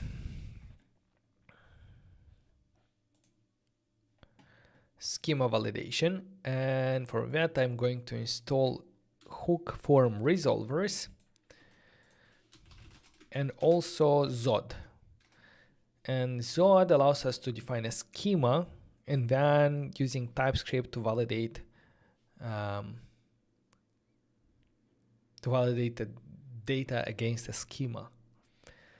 And what I'm going to do is, for example, in this new income, I'm going to start by defining this schema. And const income source schema is going to be Z, which stands for ZOD.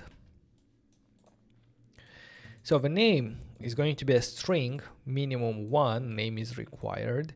Expected amount, it's a number. And category is required as well. Then what you can do is you can create a type out of it.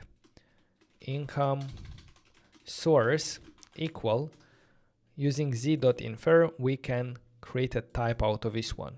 And this one is going to contain a required name, category, and expected amount. We can take this type and say, hey, use form, you're going to work with this type. Here in the expected amount, we see that the string is not following our number here. What we can do is we can initialize it with 0. Now we can also do resolver, and using this Zod resolver imported from, where is, nope, the Zod resolver.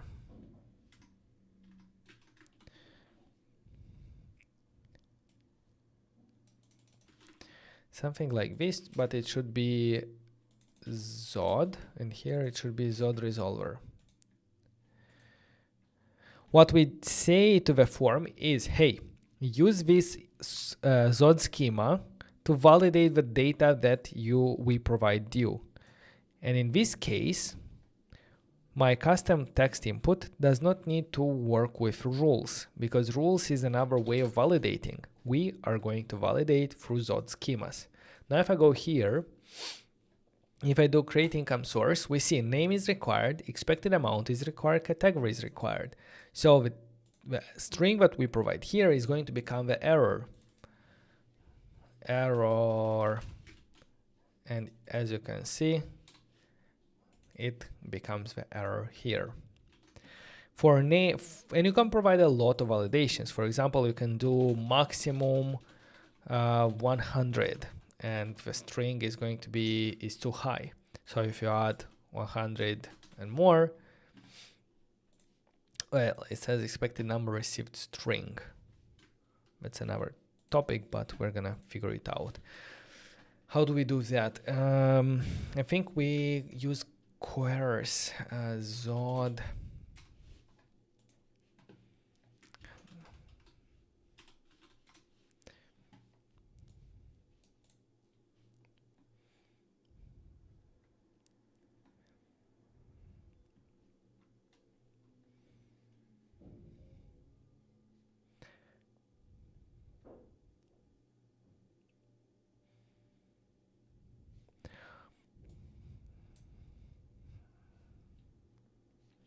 Number. So I can do this course number, which is going to take a string and put it through the number thing. So if I do first course and then number, it's going to take this number and it's going to put it through the new or number input. So if I do this, it says expected amount is too high. And if I do this, it says,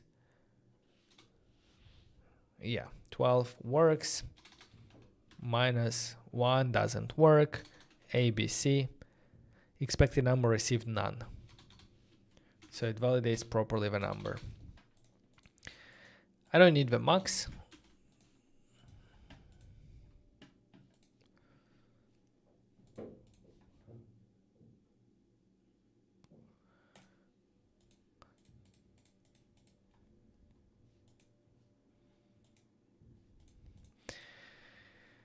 And if I do here income 1, 2, 3, active, create, everything works.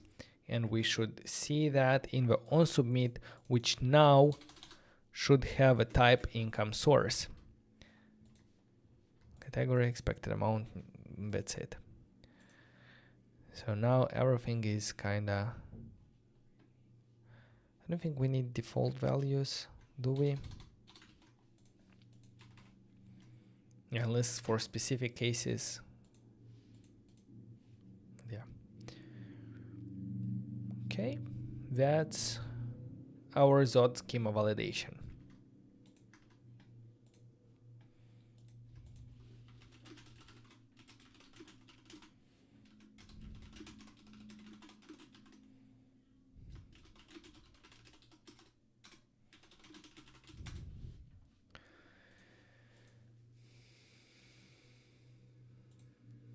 The chats are vanishing.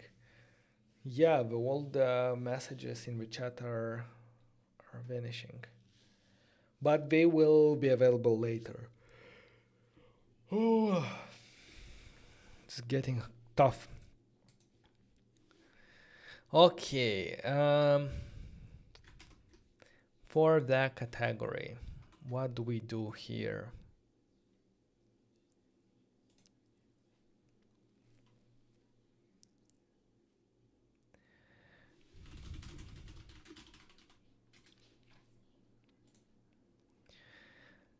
React Native drop-down picker.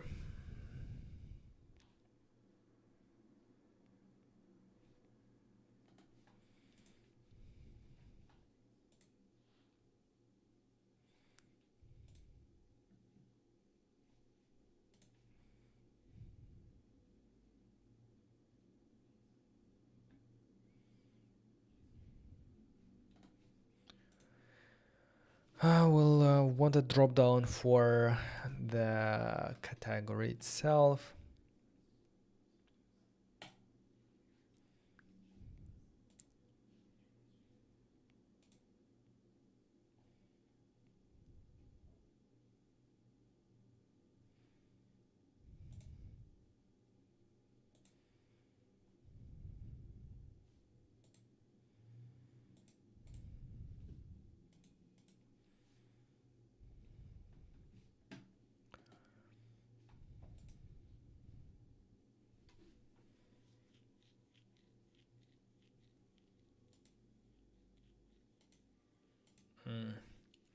I want a more native drop down.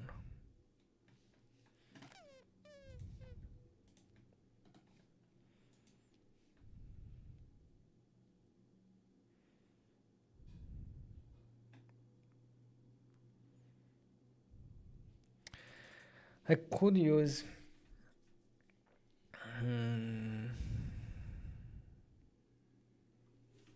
Zigo, but it's more for menus.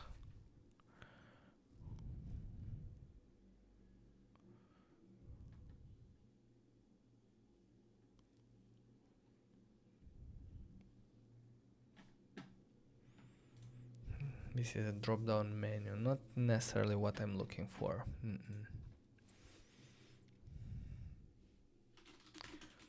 There is a React Native select, which is picker select, right?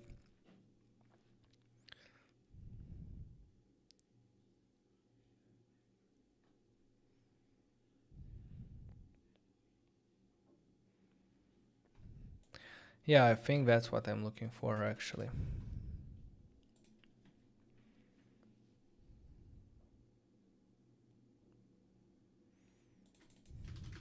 Let's give it a try.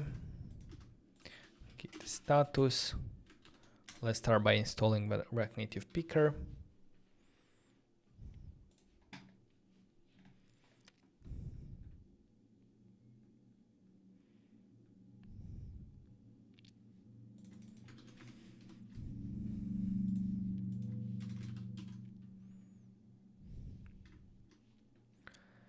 We have the picker here and we can do it like this.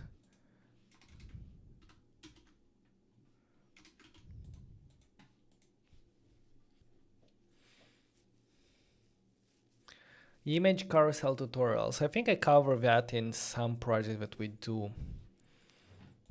Selected language, Java.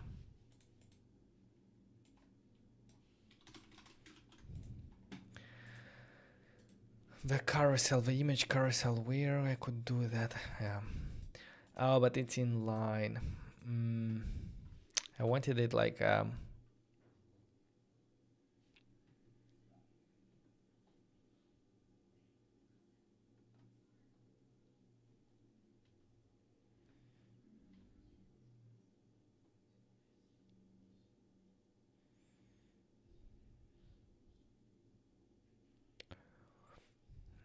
I want it as a dialogue.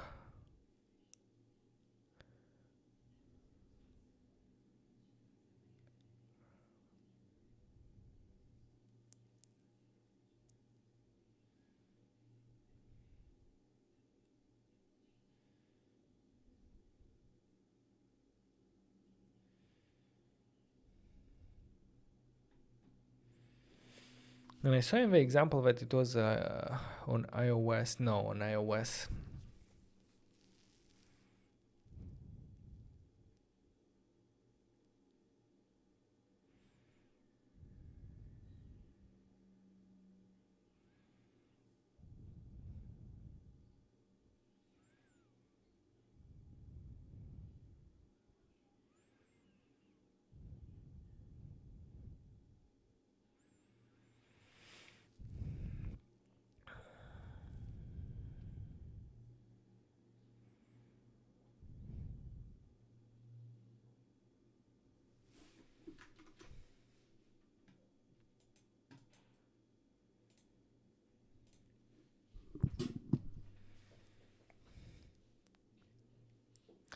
Hello, system roast.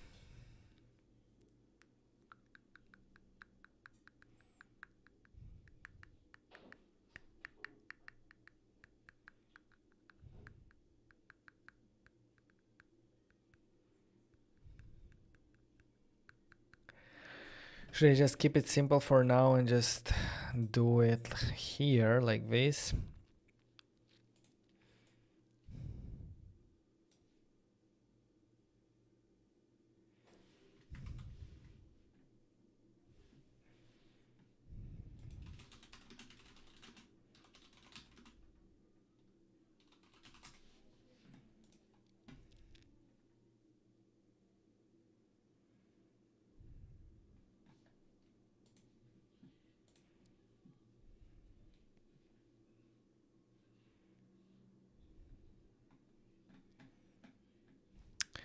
Could add it into the bottom sheet.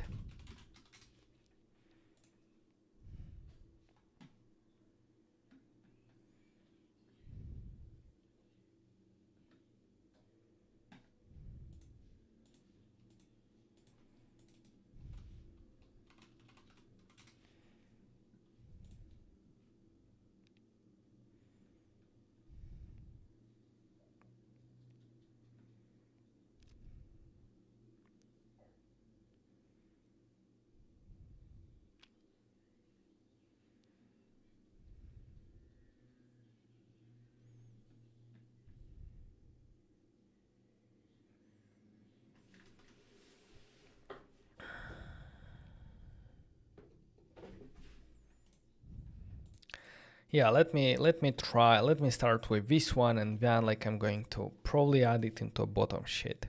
So I'm going to go ahead and similar to how I have here a custom text input, let me duplicate it and do a custom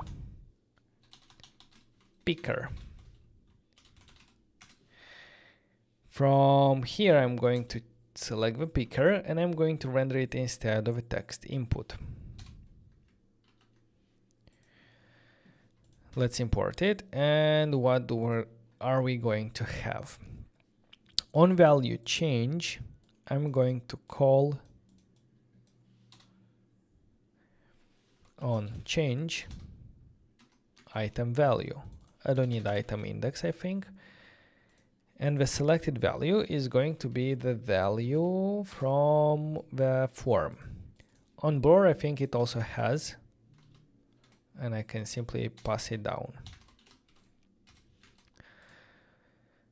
Now for the props, I don't think, yeah, it's definitely not going to be a text input props. So I don't think it's going to have any more props, or maybe it's going to have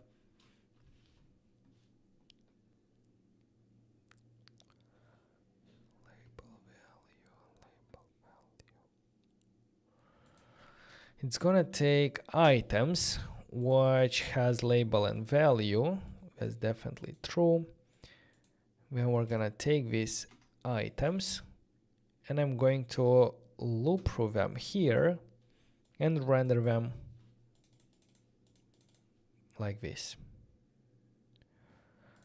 Class name, it's never used.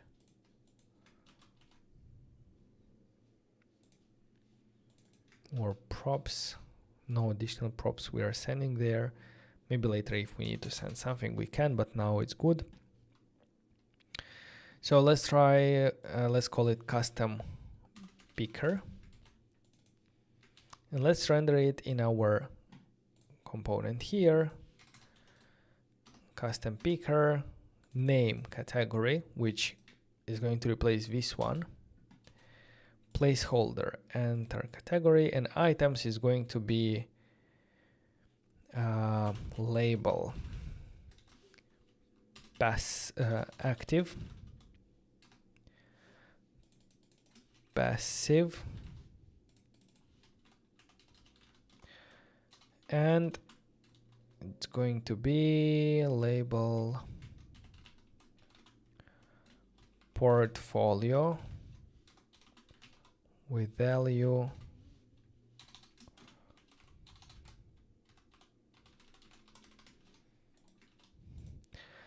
I can actually do that with also capital, maybe not to have to map them always, just like I could display what I have in the database.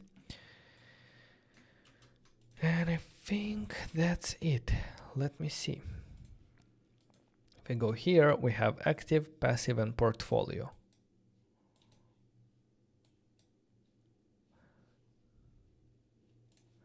And there is no placeholder value.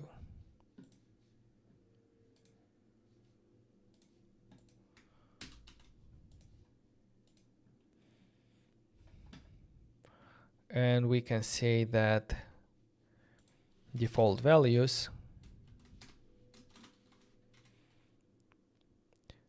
category is going to be active.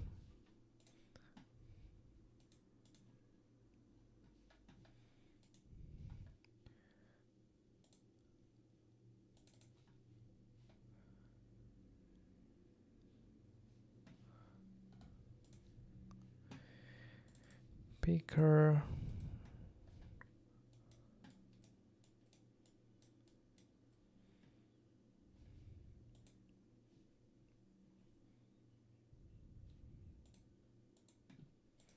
Yeah, something like this. Okay.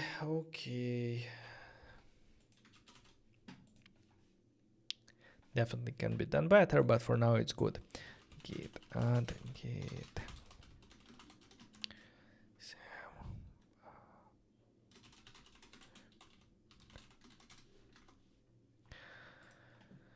Let me add it here.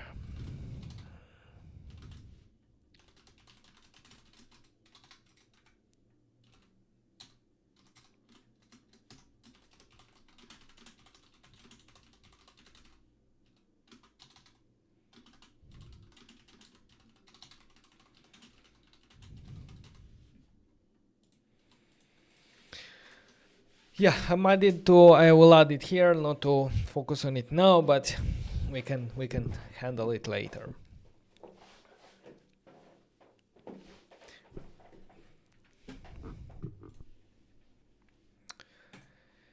Okay, this text screen, I think it will look nice if it will have large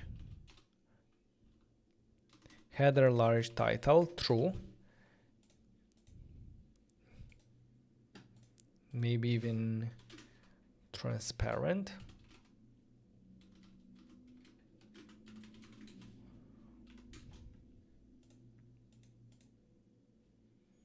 That's not too much, but just like this is going to be nicer. Where is the items?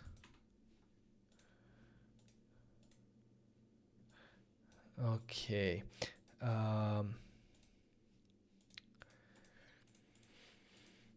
When we do that, let me see, React navigation, header.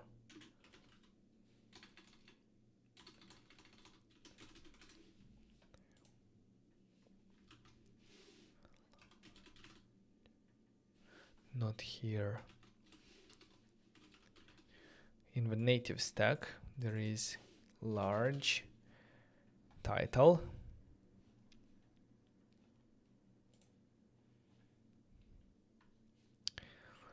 And we need to do this content insert adjustment behavior automatically in the scroll view or flat list. So I think in the keyboard avoiding scroll view, for this scroll view, I can do this.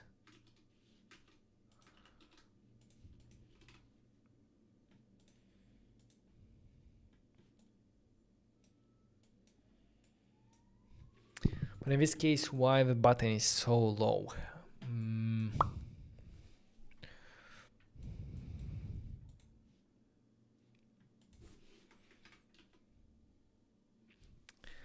Yeah.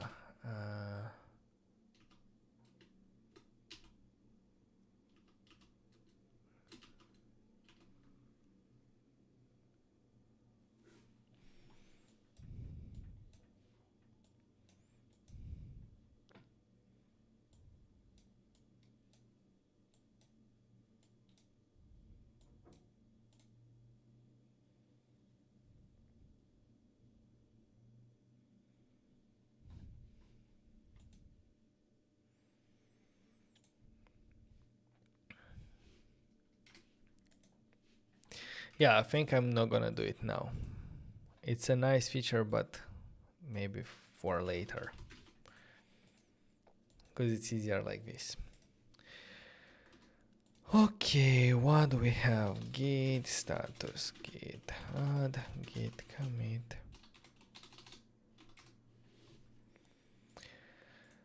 Okay, perfect. Now I think it's time to start handling data. Whenever we press create an income source, I'd like to write this data to a database. I'm gonna simplify the process and not add a backend, because adding a backend involves creating accounts, managing accounts, and so on. But when we handle the data locally, it's a little bit easier to do. So I think I'm going to start by building a local only application. Maybe later, as additional features, maybe we can add to synchronize it with a backend. But for now, I'm going to use Drizzle and SQLite to manage my data, my application locally. So what do we need? Let's go ahead and follow the documentation of Drizzle. Maybe we can find even Drizzle React Native.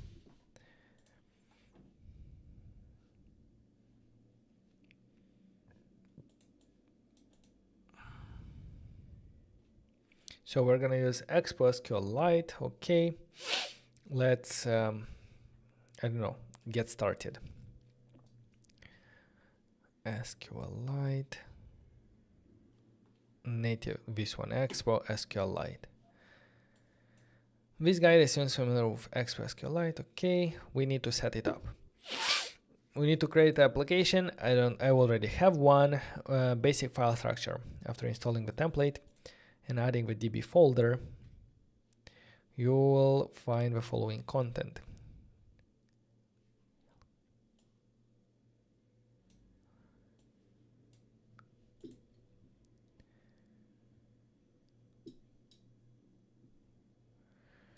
So let's add the DB schema.ts. So in our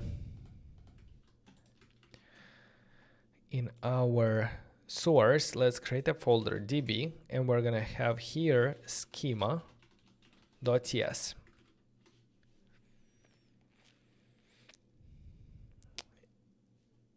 The Drizzle folder contains migration files and snapshots. Maybe we have to create it manually, or maybe later, we'll see. Now we need to install the Expo SQLite. Let's go ahead and do that. And we need to install Drizzle ORM and Drizzle Kit as a development dependency.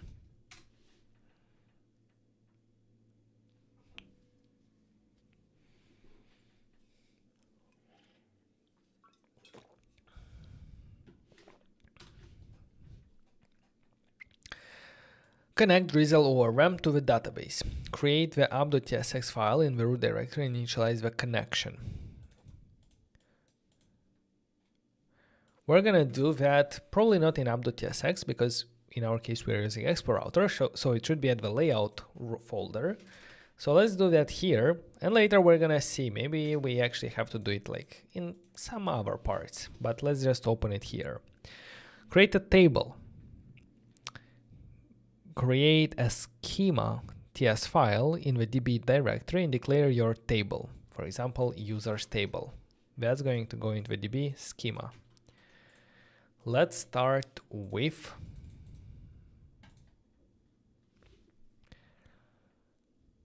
the declaration was marked as deprecated.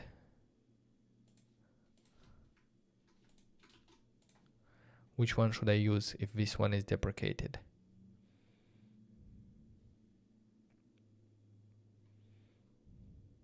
New is SQLite table. Do you see any difference? Oh, it's with array.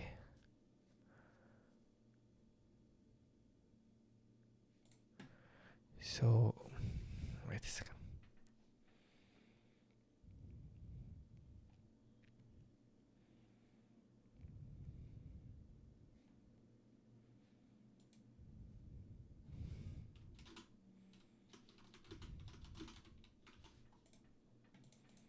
Something like that. But let's call this one income sources table. And let's do here income sources. It needs an ID, primary key, auto increment true. Okay, it needs a name. It needs a expected amount. Is it of type integer? I don't know. And it needs a type. It needs a type. Is that everything that we need? ID, name, expected amount. Let's do not int but float.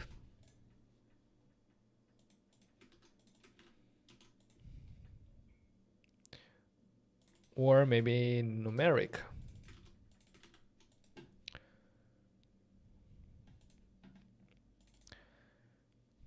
Text not null. It doesn't have to be unique. No. Text not null. Numeric not null and type not null. Okay, let's see what's next. We need to set up Drizzle config file. Drizzle config, a configuration file that is used by Drizzle Kit and contains all the information about your database connection, migration folder, and schema files. Create a Drizzle config TS file in the root of your project and add the following contents. Okay, so in the root of our project, let's create Drizzle config. And we're gonna add this file. Let's see what's happening. Dialect, SQLite, expo, driver, expo, schema should be .source.db.schema.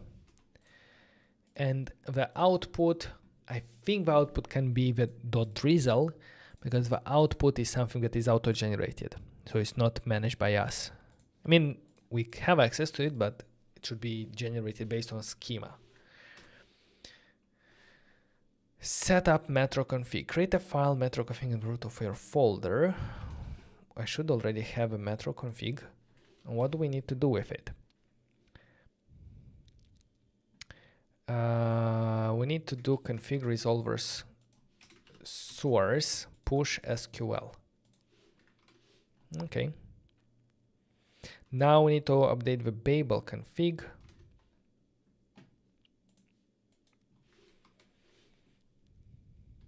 For the plugins, we need to add this plugin. Inline import extension SQL.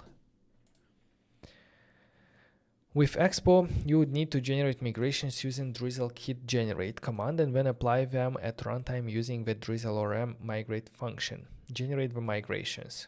Let's see what's that going to do. Clear. So npx Drizzle Kit generate. No config using Drizzle config. That's good. Reading config file from OK. Income sources 4 columns. Your SQL migration file is ready in the Drizzle snapshot or migrations. Good. Now, what's gonna happen next? We need to apply migrations and query your database. Let's open up .tsx file with migrations and queries to create, read, update, and delete users. DB, we had that in our layout DB. Use migrations.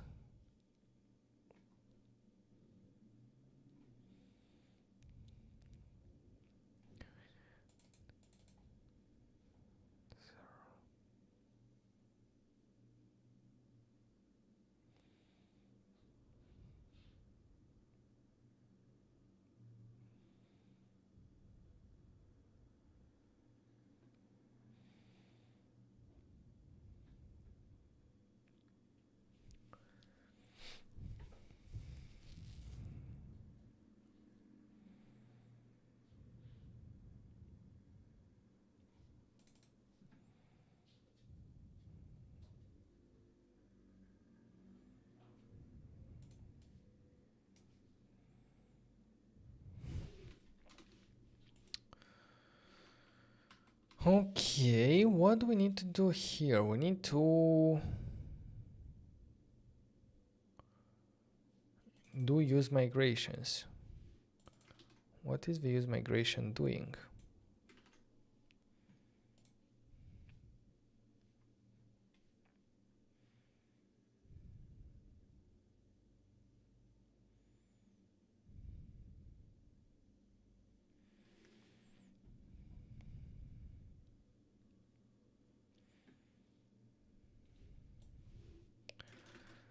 So yeah, I think here we can do this part. Use migrations.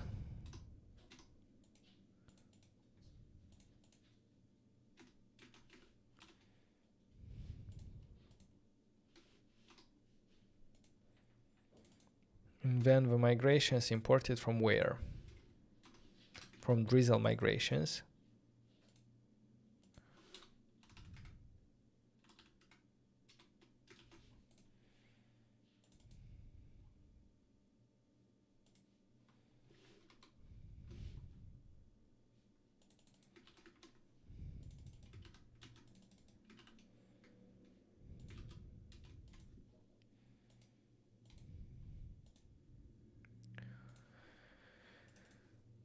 Drizzle.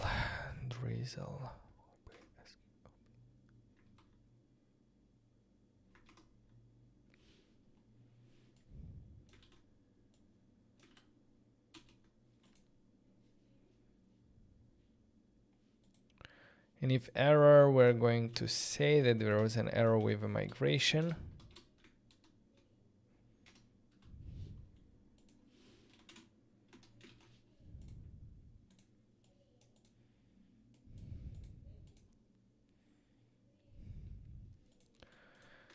Okay, now I think that's it. I think we need to do a development build. Let's do that by running npm or npx expo pre-build. Pre-build will generate the iOS and Android folder. By adding them to gitignore, we make sure that iOS and Android, we make sure that we never updating them manually, and we are generating them on demand when changes happen to our configuration. This is called CNG. And after generating the projects, I can do npx expo run iOS to build and run this application natively on iOS. Already, it's in its own application, not in the Expo Go. So we are in a way building our own version of Expo Go. Later, I think we actually should have also installed the Expo Dev client, which is the UI interface for launcher. So maybe we can do this one before dev client. Let's do pre-build and build again. Run iOS.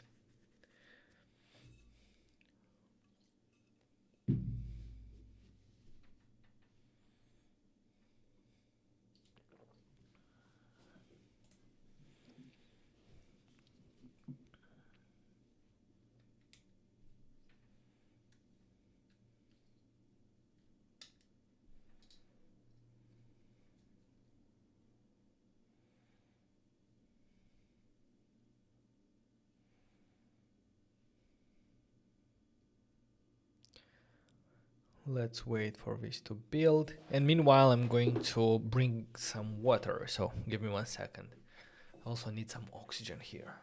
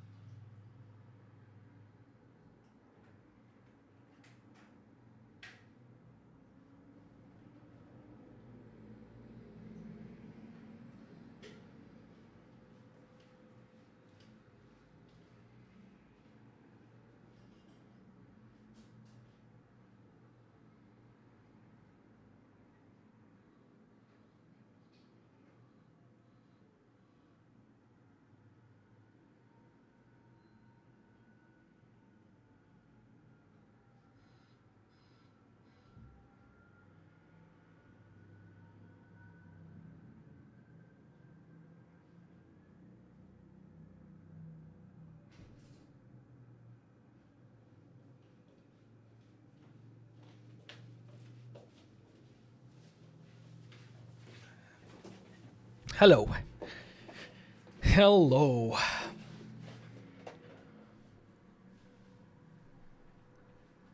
What is the name of what? Of editor? If then you're asking about editor, I'm using cursor.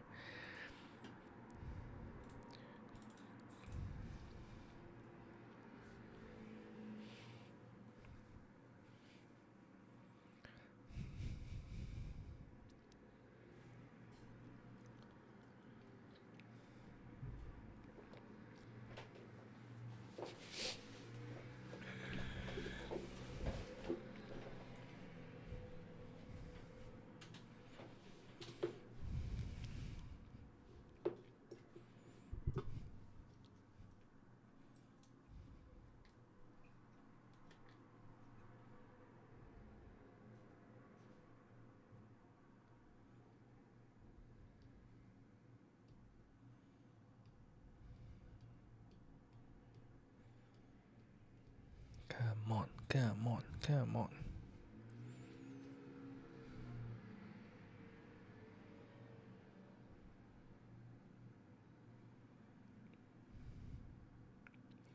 Okay, it's I think finishing compiling.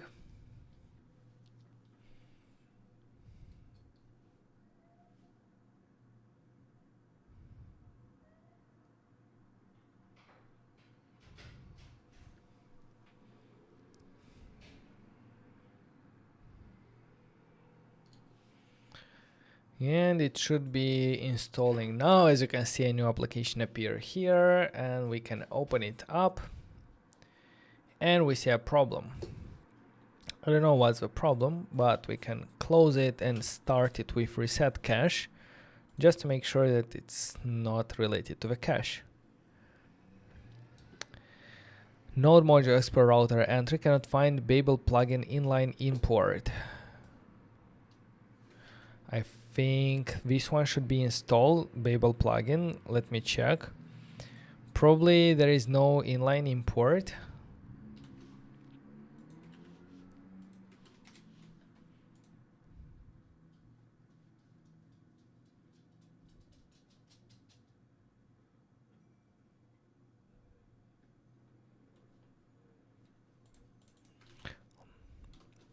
Let's try to install it like this. And then to reset it, reload.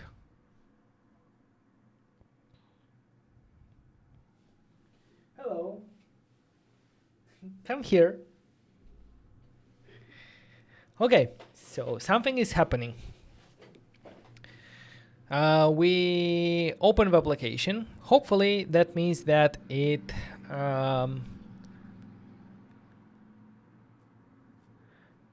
that our Drizzle database has been set up correctly and the migrations has been run. To validate that, I think we're gonna use the Drizzle kit to look at the database. So for that, let me check Drizzle.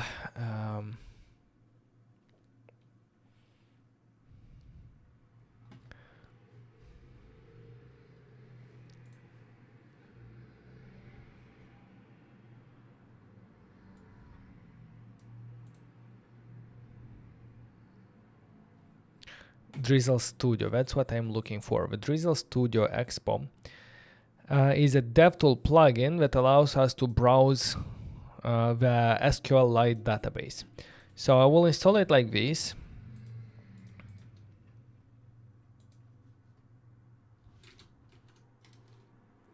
Export Drizzle Studio plugin, and I will add this hook in our layout. So in Drizzle, not Drizzle, source, application, layout, I'll add here the use Drizzle Studio, which now if I'm going to restart my development server and I'm going to press Shift M for more tools. Oh, not that. Yeah, Shift M for more tools. I'm gonna see dev tools, and one of them is going to be this Export Drizzle Studio. If I'm gonna select this one, it's going to open a new browser, window browser, with hopefully the Drizzle Studio. DB prepare async is not a function.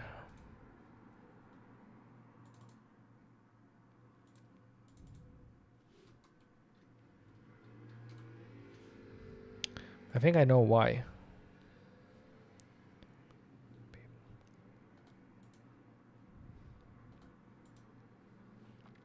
Because this is the DB.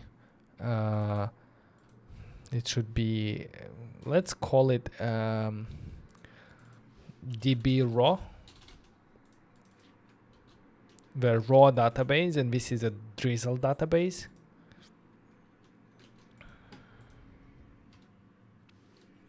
So now if I open it, we see it here. And I think we can also, I know that it can have,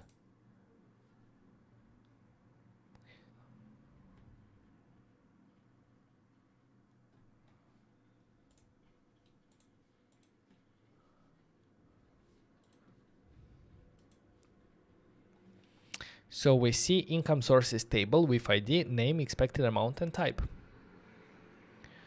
Perfect.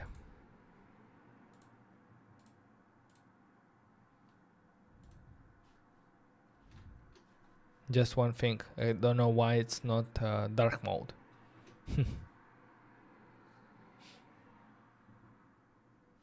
But anyway, this is a very nice way to visualize the database that is here in our application, because it's hard to visualize it if we don't have a tool like this. Let me go ahead and do a git add git commit setup Drizzle, and now I can already start inserting data using Drizzle. So let me see how that is going to happen. Get started, SQLite. We're gonna look here, insert. So we need the DB. So the DB that we initialize here in the layout, let's add here a DB index, index.tsx. And from layout, when we have here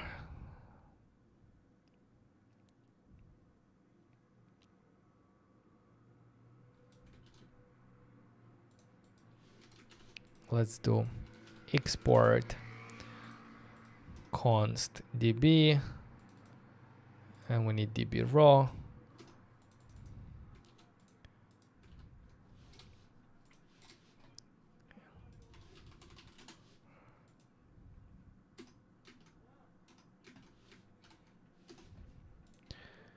SQLite, where is it from?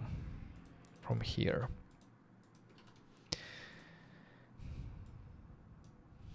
Let's do SQLite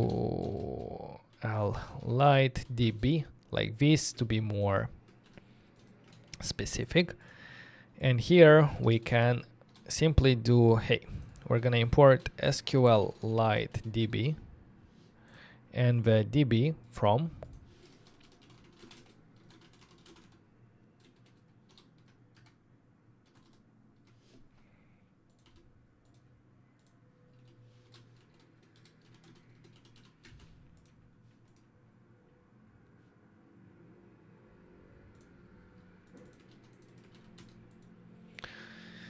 okay, now that we have them like this, I can go into the income sources new, and I will get access to our DB. Import DB from DB.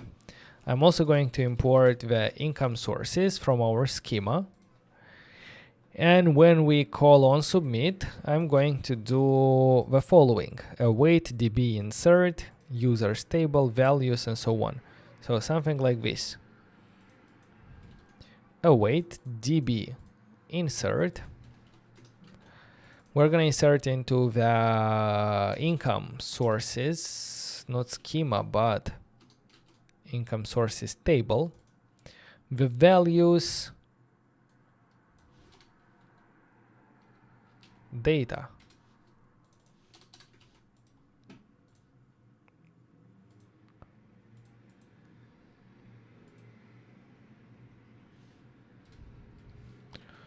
We can do a try. We can do a catch. If something happens, we can do alert, alert. Fail to save income source.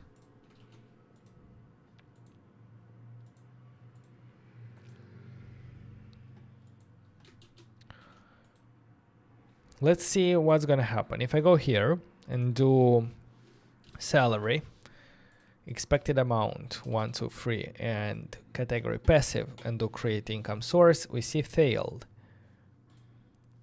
Cannot convert any defined value to object. Let me do console log data.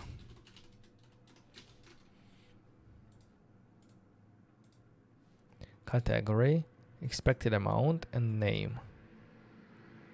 But the income sources, it should be income sources table.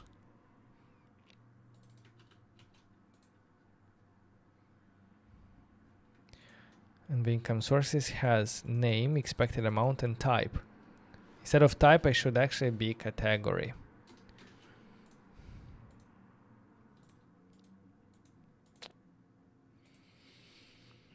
Now it's a bit different because I need the migration, right?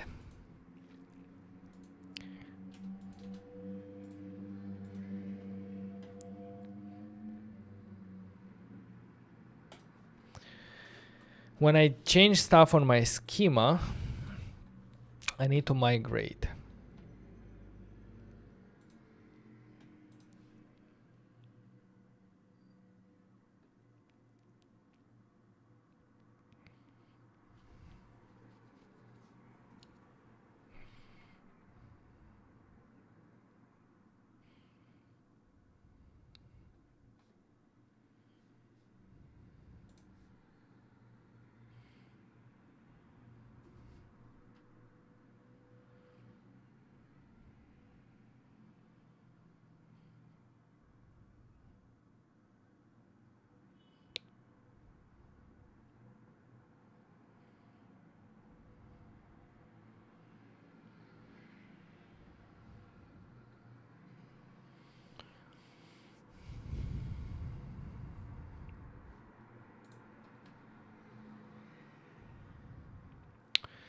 Let me see.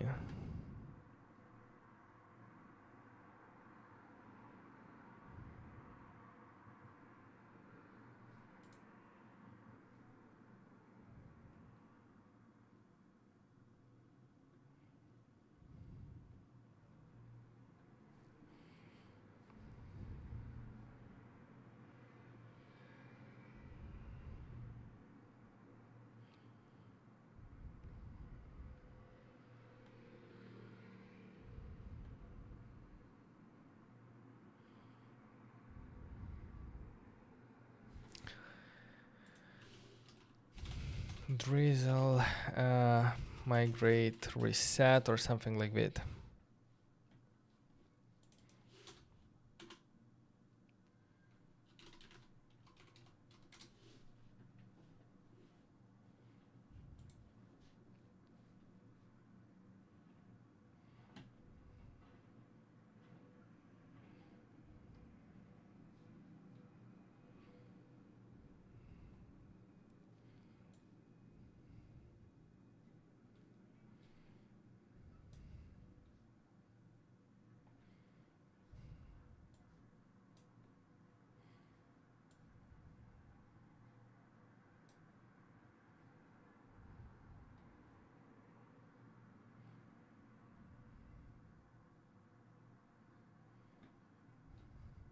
I think I just need to push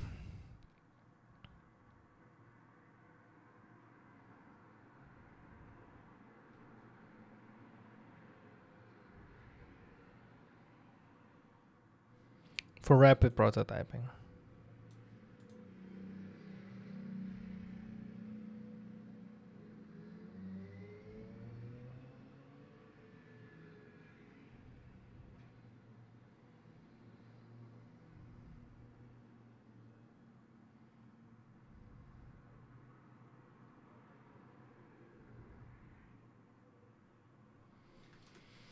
So can I do here?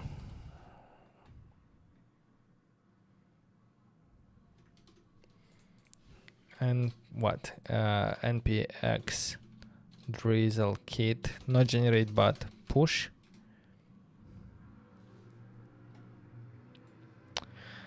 No, because it's you can't use pull command with expo SQLite. Think I will need generate.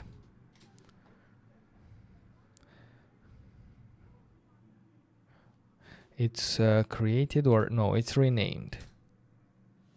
And yeah, it created a new migration file. And now when I open the application, it's going to migrate. And now I can go ahead here and say salary 1, 2, 3, 4 active add. And if I go ahead in the Drizzle Studio here, we see the category active, 1, salary, and so on. So it worked. That means that now I can go into the new and say if everything worked correctly. I don't know why values here is like that, but I will do router.back. I'll import router, so I can do here, I don't know, rental. It's 100 a month, passive, create. I'm gonna come back. And this is going to have two items here in the income sources. Perfect. Let me double check here with the value.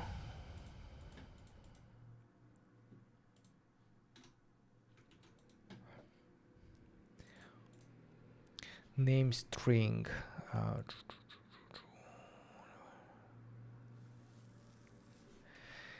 Can I use drizzle table schema for to Zod? I think I did that in somewhere.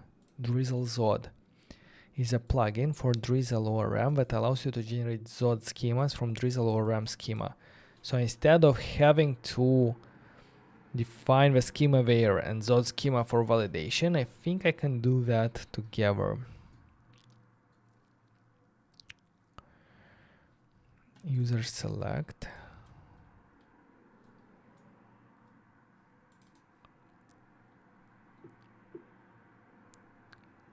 In Insert schema, create insert schema.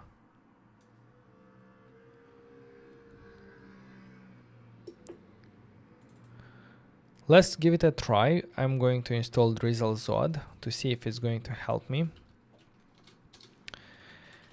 npm install Drizzle Zod. And in my schema,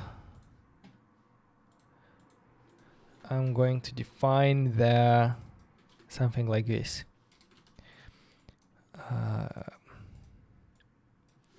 Income sources insert schema.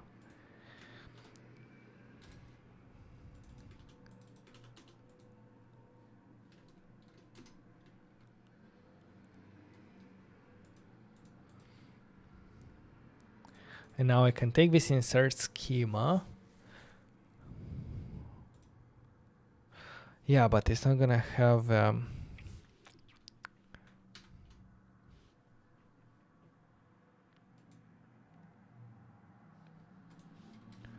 let me check something. It's not gonna have a right arrow fields.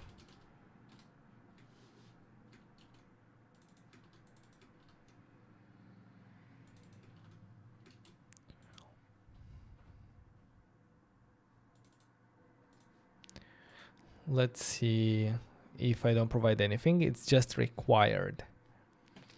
It's easier because I don't have to do it twice.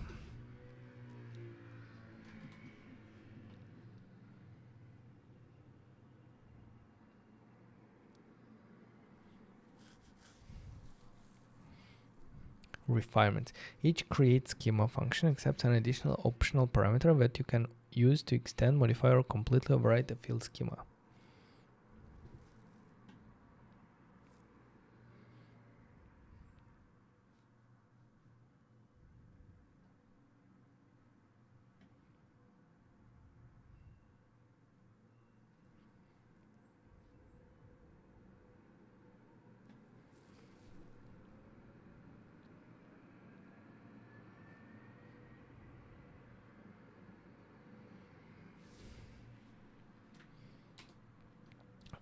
That means that here I can do what?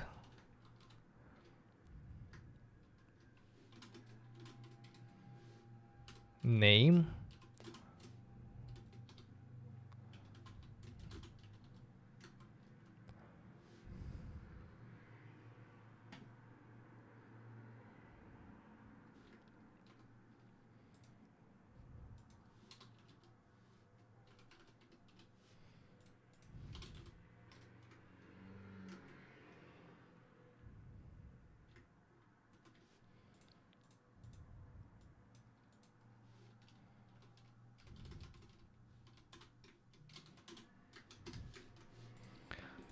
And will that provide it? Let's see. If now I will do that, name is required. Required. Yeah. And if I do that, name is required.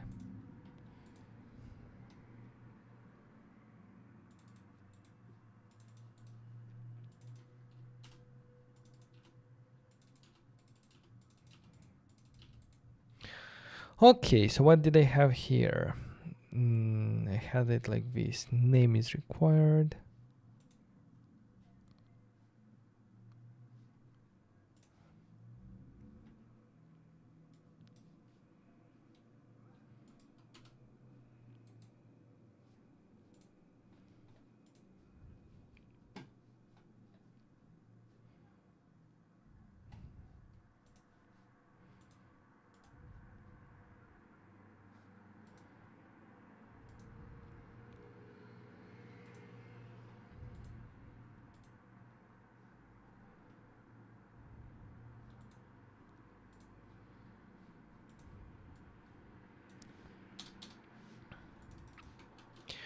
And here I can even do export type income source like this.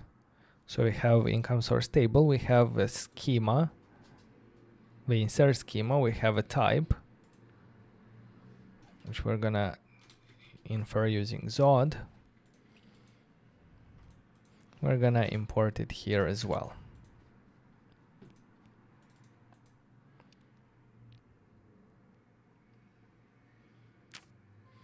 Okay, now TypeScript is happy, and everything about like what fields we store in the database, what errors we display, and what is important or not we specify here, and on our screen it's only about managing this data.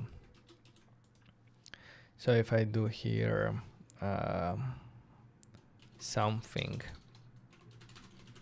else and do check, it's going to be written to the database. Perfect. So creating an income source works. Add income source. And it took a bit more time because we set up like the structure of our application with all the schema. Hopefully later is going to help us speed up. The stream isn't live. No, actually the stream is live. Which platform you use for creating app design? As you can see, I'm not very focused on app design, so I'm just throwing stuff on my own. I'm using AI from time to time to design stuff, but yeah, nothing fancy.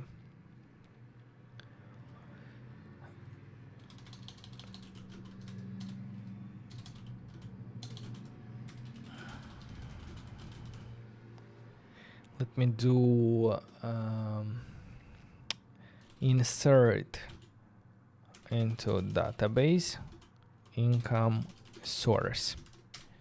Okay, good. Now I think it's going to be time to read this income source on our index and list them here. Give me a second, I'm going to take a very short break and then we continue.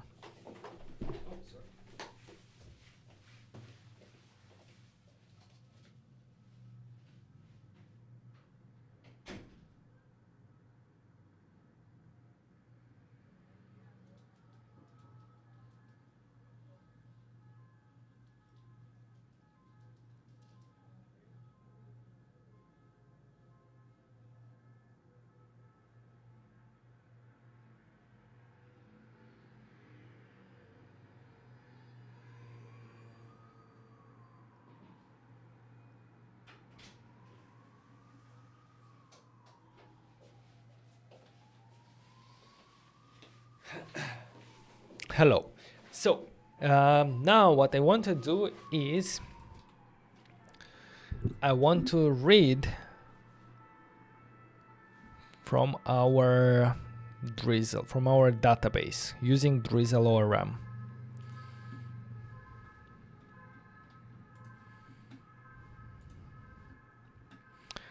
So reading is going to be await db select from users table. Do I put a Tanstack query in front of it? I think we do, because I don't want to handle the loading states or the states of the items and so on. So I'm going to use Tanstack query to handle the cache of our data, in-memory cache, or to query our data from the database itself. So let's go ahead and in the installation, start by installing Tanstack query.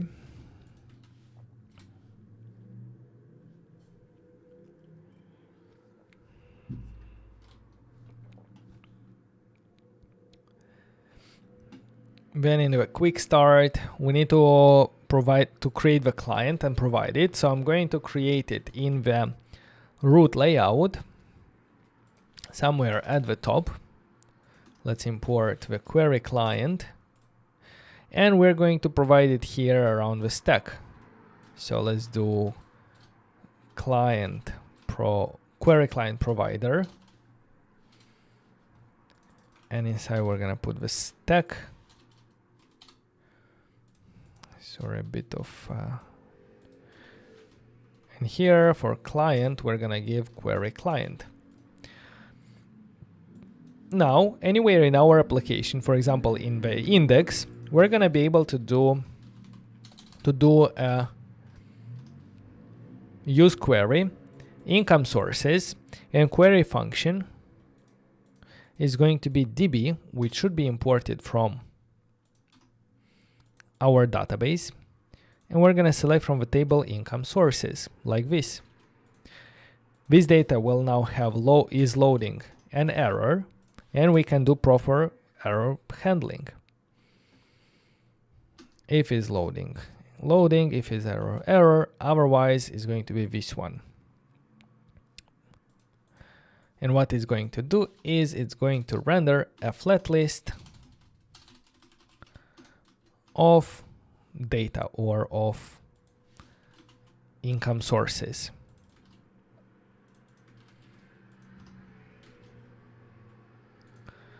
So look what we're gonna see. If I reload, text strings, we probably render something outside the text string. Can it be this flat list or layout? Probably layout, this. So if I go to income sources, we see salary, rental, and something else. The data from our database. From here, from the database. Okay, now I can say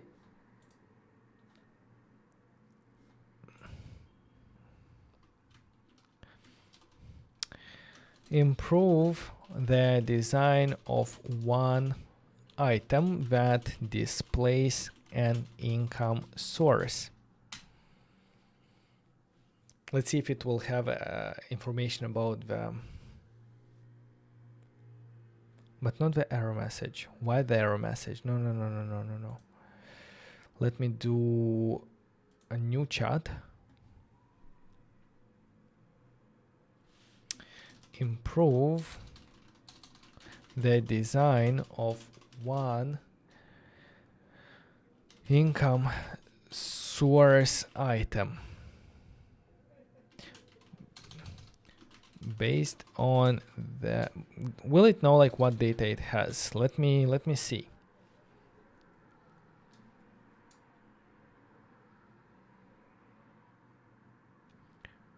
Item description. So it doesn't know them. No, it doesn't know it.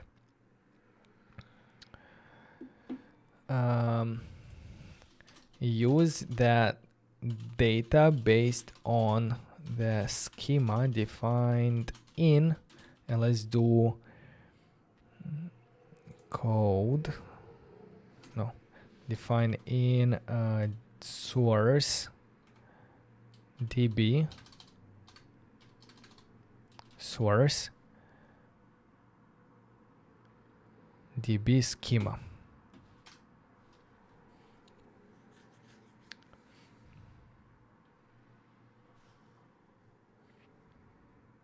Name, category, amount, total.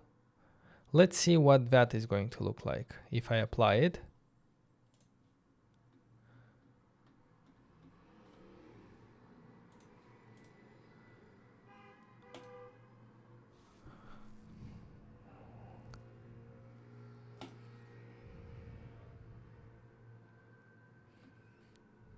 Accept. But I need to style it with native or Tailwind class names.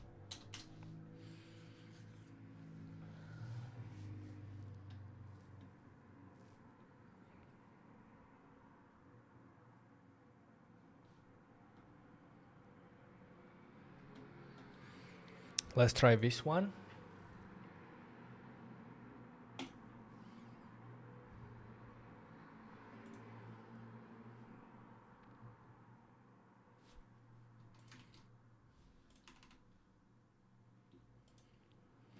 Okay, something is there. Maybe not perfect, but we have something. I'm going to say that this is an income source from the database.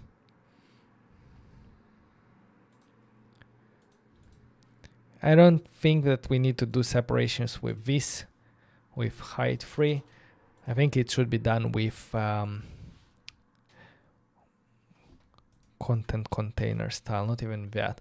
It should be done with content. Come on, where is it? Content container class name. If I add gap free, is it going to add the gap? Yes. And then I add padding free, and it adds properly the spacing around it. Salary active and something else. Okay, something is there, so I'm going to do git add git commit -m list of income sources, and I just want to check one thing. Well, maybe I'm going to extract this one to a separate component, or maybe I can do it later, or let's do it now. In the components, income source list item.tsx, maybe without list.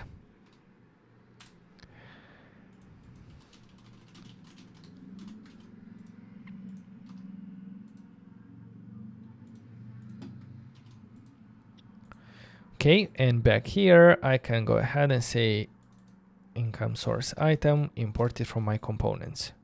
If I go back, it still works, and I can easily do that. Now what I want to do is, if I go here and do new 1 2 3 4, do that. If I come back, it's not added here in the list, because what I can do is, using the Tanstack query, I can invalidate this query to rerun this thing. So it's going to be much easier to do that compared to doing it without Tanstack query. So for that, I'm going to define here at the top, I'm going to do a const mutate, something like that. Use mutation is going to be imported from our Tanstack query, and the function is going to be database insert into income table values data, and the try catch is going to automatically be handled there. And I can do one success. If it's successful, router go back. If it's error, just do this one.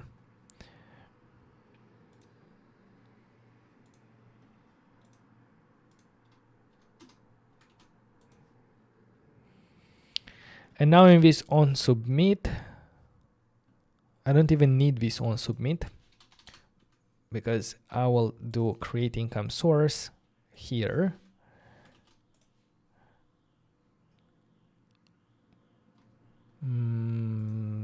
For some reason it doesn't want, so I'm going to go back here, having on submit, and just do create with data.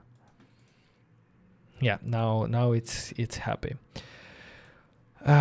So mutation function, okay, mutate on error. What I wanted to do is on success, I wanted to do, I will first take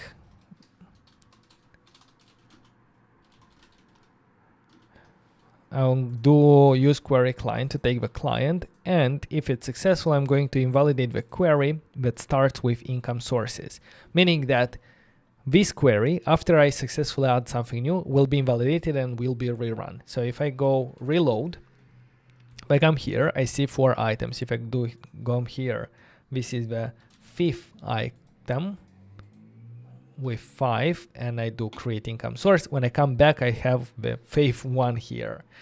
So this is automatically handled properly here. Okay, perfect. So now we have a proper validation here for the income sources. Maybe in the index I can do income sources.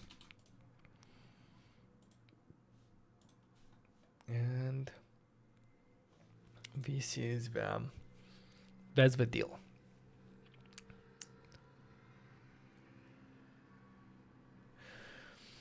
Now I would like to have a possibility to delete an item.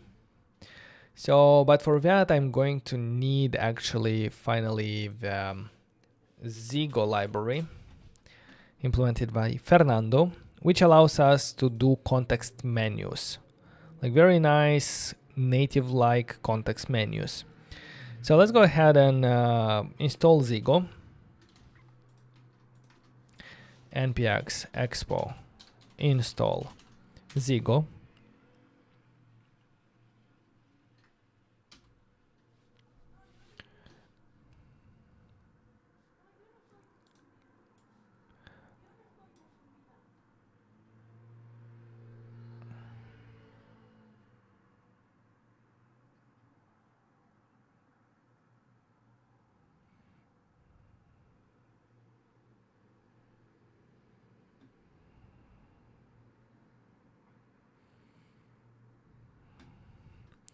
And this iOS context on npx expo install React Native.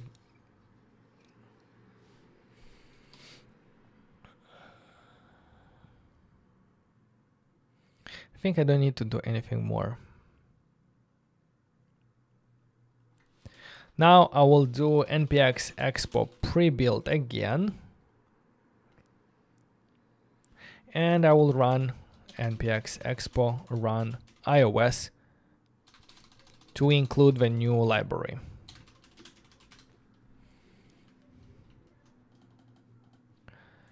While this is installing and running, I'm going to look at the usage at the context menu.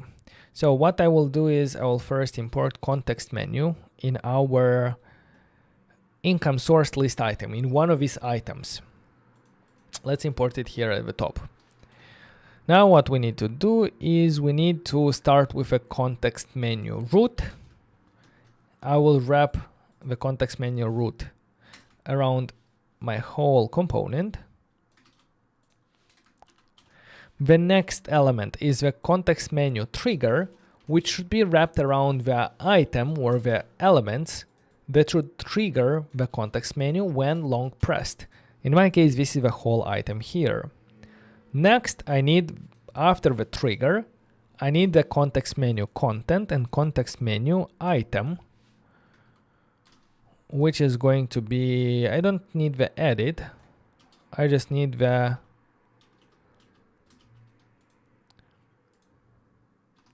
delete. Key delete.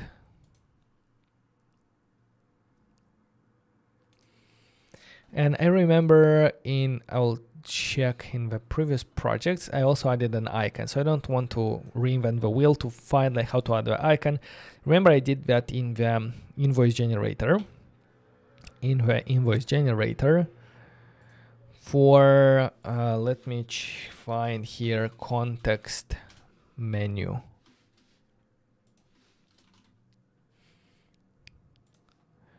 So context menu and the content, I had the edit, but I also have this context menu delete. So I'm gonna copy this delete to my project. And when we do delete, well, when we press on it, we should call a function.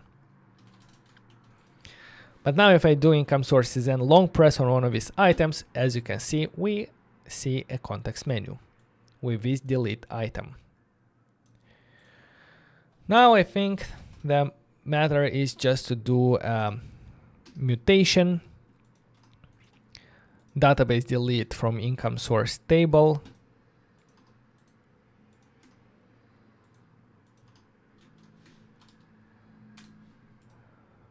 where equal, where is equal?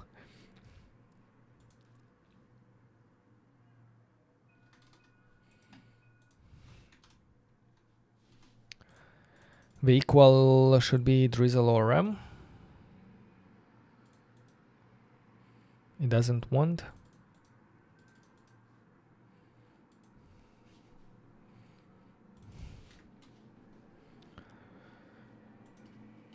delete, SQL delete, where equal, users.name, maybe this ID. Well, it's going to be item.id, so I don't even need to send anything. I'll just do item.id. On success, I'll invalidate the queries. On error, let's alert the error message. I don't know why it's here. Delete where.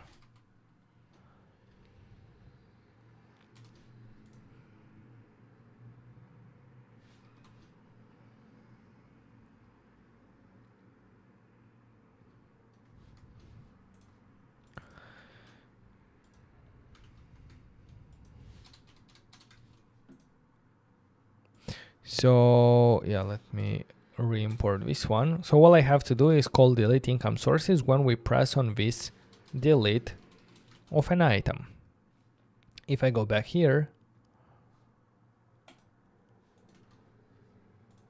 and reload the application, the DB is not imported correctly. That was the problem.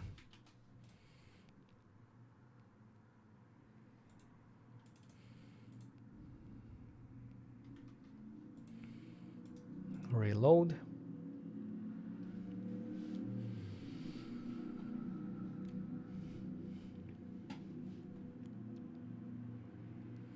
Okay, if I come here and do the faith delete, it's going to disappear. Something else, delete, it should disappear.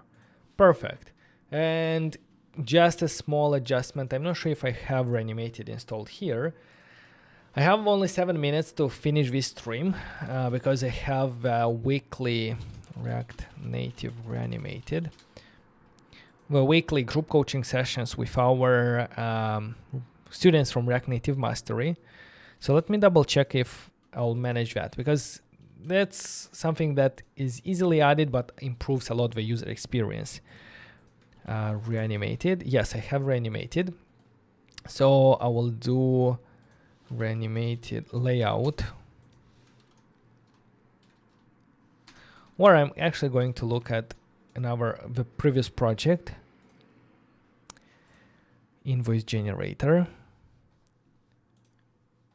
In the application, invoices, generate items, there should be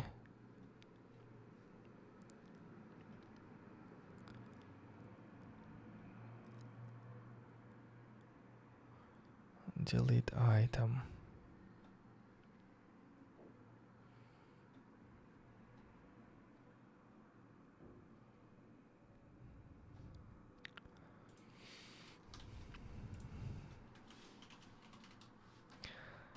List layout animation. Yeah, I think I will just have to replace flat list to animated flat list inside our application income sources index. Instead of flat list, I'm going to do animated flat list. Animated should be imported from React Native reanimated, and just doing item layout animation can be a linear transition. Now if I go here and remove a rental, it's nicely animated. And if I add 1 and then 2 and then 3 and I delete 1, both of them are nicely animated.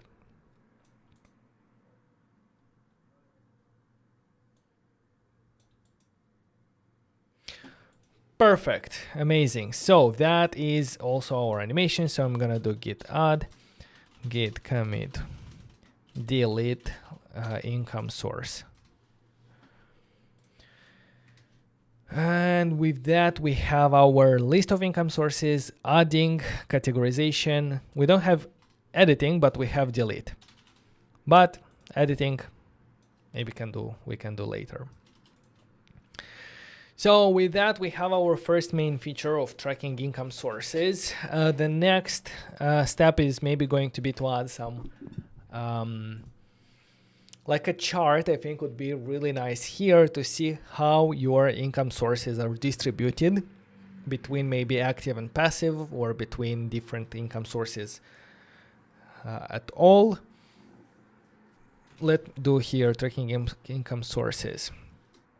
Chart of income distribution. Individual sources and also categories, to be nice to see how much of it is coming from passive or active, portfolio, and so on. All right, that's going to happen tomorrow, because as I was saying, now in less than 3 minutes, I have to meet the students from React Native Mastery. We have group coaching sessions every single Monday where we go deeper into some topics that needs more explanation, or I help our students with their personal projects. That's the best thing that I really enjoy doing. And yeah, if you're interested in the React Native Mastery itself, you can find it at notjust.dev/React Native Mastery. Speaking about the hackathon, again, don't forget the application, the submission form is open, so you can already go ahead and submit your projects if they are already publicly available on the market. If not, we extended the deadline for getting publicly on the market for the submission until 14th of January. So there is still a bit of time to pass the submission. But I encourage you to get started and get moving as fast as possible, because submissions, especially during these times of the year, can take a little bit more time. Anyway, thank you very much for being here with me today and following my journey. If you loved this, make sure to subscribe to the channel. That helps me a lot.